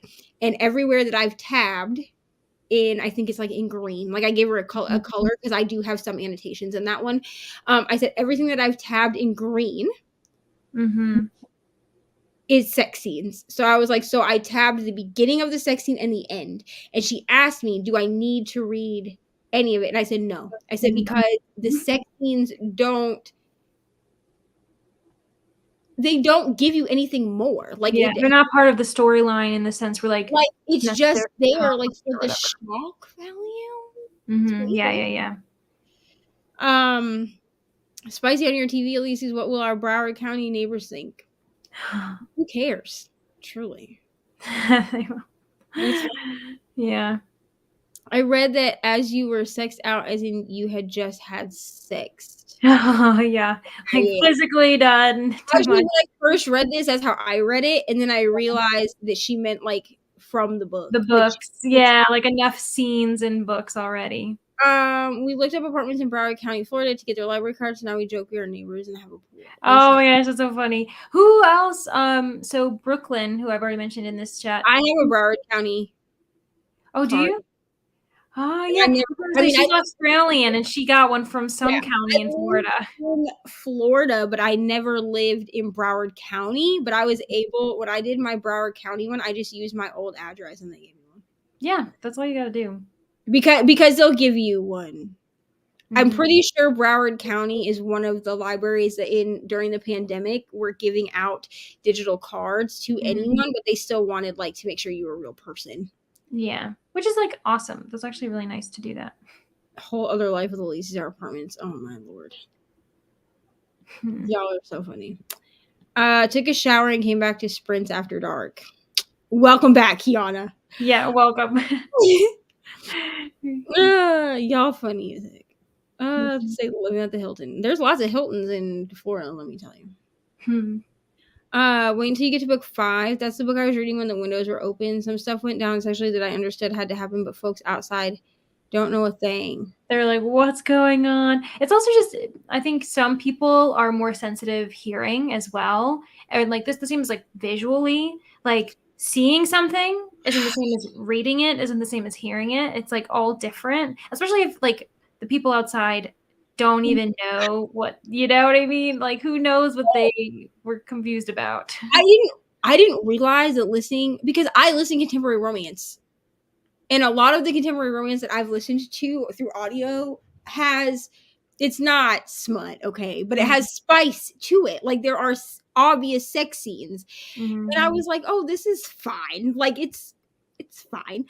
And then when I listened to Ice Planet Barbarians, the first one, I literally was in a room by myself. Like I was sitting in my room, door closed, AirPods in, like no one could hear anything. And Sam walked in here and I like ripped the headphones out and put them like down. And he was like, are you good? And I'm like blushing. And I'm like, oh, I'm just about blue aliens. Because it's like, because in my head, I was like, what if someone walks in here and hears this? Like, yeah, seriously. So sometimes I like listen while I'm like reshelving things at the library where I work. And yeah, if I'm listening to one that has a little bit of spice, I'm like, I feel weird. This is a silent library and I am listening to something that probably wouldn't be okay. Just so weird. For example, I read a book one time. The sex scene took 2 chapters. Good God. 12 pages in like 2 years since I read the book. I still remember those details. The sex was the same every time. And they were talkers, like overly talking. I was done. Yeah. Yeah, so, it's not realistic. It's like you can't have a full conversation. Like, what are you doing? So this is also okay. So I read part of Jade City last year. My friend Amanda sent it to me as a gift for hitting 6 years of clean time. I don't really be celebrating my clean time like that, but last year the people in my house were like, we need to celebrate it, and I was like, no, cares about my clean time.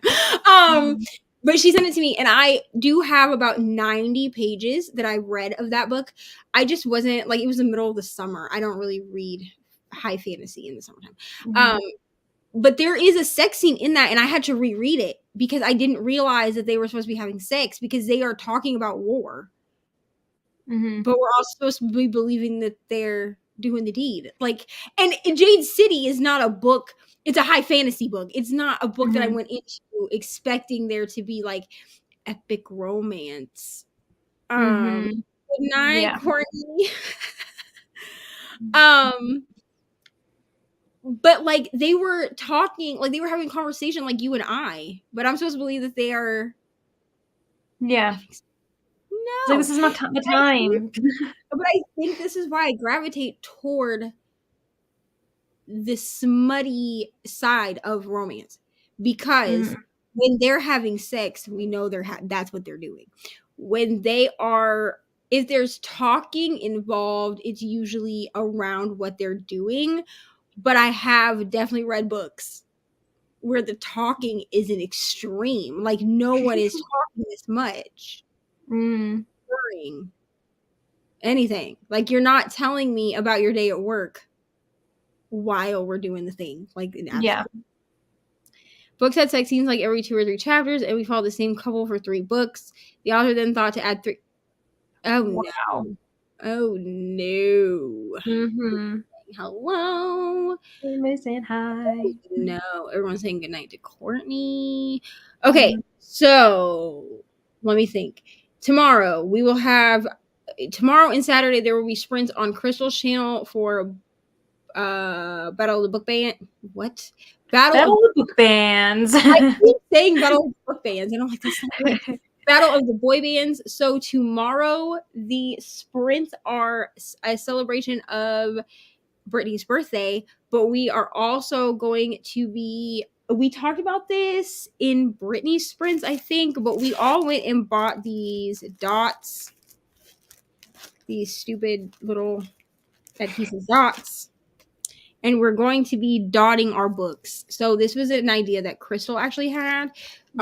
Put a colored dot on the spine of all of your books so that you can know where to get the audios. Or if there's no audio for that specific book. That way you can look at the book and say, like, this one will say I would give it, like, I don't know what color the Audible thing is. I think yeah. So each color is associated like a yellow, like I put a yellow dot, and then that means that I get this off of Audible. Now I'm also going to be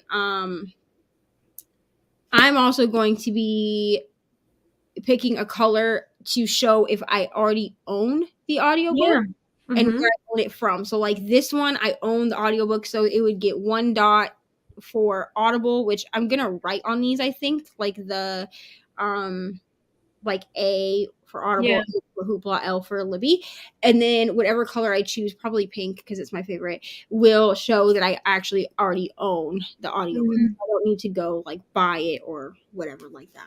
So we're doing that tomorrow. If you don't want to be organized with us, that's fine. You can always come and just leave. Organization sprints. Organization sprints tomorrow. And then those are at 5:30 Eastern.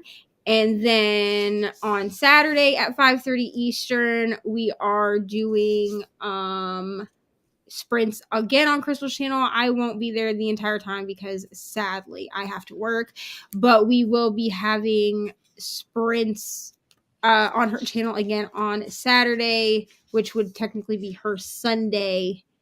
It's very confusing. But those are also at 5:30. 5:30, yeah.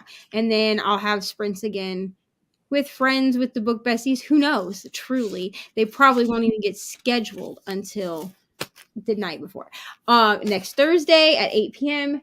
And then our live show, which I'm going to schedule as soon as we get off this call, because otherwise I will forget, or this live, or I will forget. Okay. We have the live show for the Assassin's Blade Sunday, 2 p.m. my channel. I think that's it. Do you have anything that you want to need to announce?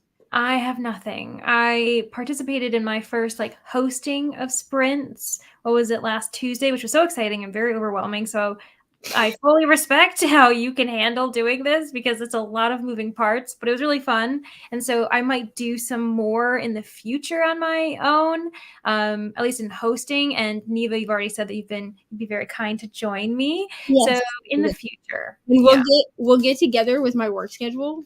Because my work schedule is very weird. You know what? Tonight I'm gonna make this stupid graphic. I'm just gonna make a graphic, and because I kind of decided that I need to just make a graphic and then send it to people that I sprint with regularly. So because the book besties have been asking me for this graphic since I started this job. I'm not even gonna front. And I'm just like, yeah, I'll make it. And then does it ever get made? No. But I need to just make it so that when people ask me hey, can you do sprints on this day? I can be like, unfortunately not. But for future, here is the graphic so you know. Yeah, because then it's easier, and they can I just feel bad telling people that are like, sorry, you have to work. Like, I feel bad saying that. So I feel like if I make the graphic, then that just eliminates me having to say no. Extreme spice. This wasn't talking about work, but it was repetitive. Okay, so it was spicy talking. It was just see, but there's Maybe you're saying the same things in the spicy. Yeah. even spicy talk, like calling you a good girl or whatever like that. I'm like, that turns me on as much as the next girl. But like, I need it to not be every 5 sentences. No, Yeah. like we don't continue to ask how much she likes it when she's already with you twice. Like, just don't do that. Good night, Pat. Yes, always in sprints. So we're gonna jump off here now, I think. If I've forgotten something, so sorry, but I don't think I have. And hopefully I'll see everyone tomorrow on Crystal's channel, which Crystal's channel is Bond Book Reviews. I will try to remember to put this crap in the Discord. I'm so bad at it. To be honest with you, it will probably be Brittany that remembers. So check Brittany's Discord channel. It's in the Discord, but it's just under her channel name. Check hers where it says Sprinty Sprints, because she's probably going to be the one to do it and not me. I'm just going to be real honest. Good night, Ollie. Good night, Mel. Y'all, please be safe. Just like stay in the house. Yes. Yes. Yes, I will see y'all tomorrow. This is not for me. Great to meet you too. Yeah, this was so exciting. Yes, I will see y'all tomorrow for the organization sprints. It's gonna be weird because somebody that I know is coming over tomorrow and I forgot about it and then told them I would do sprints. It's fine. It's gonna be great.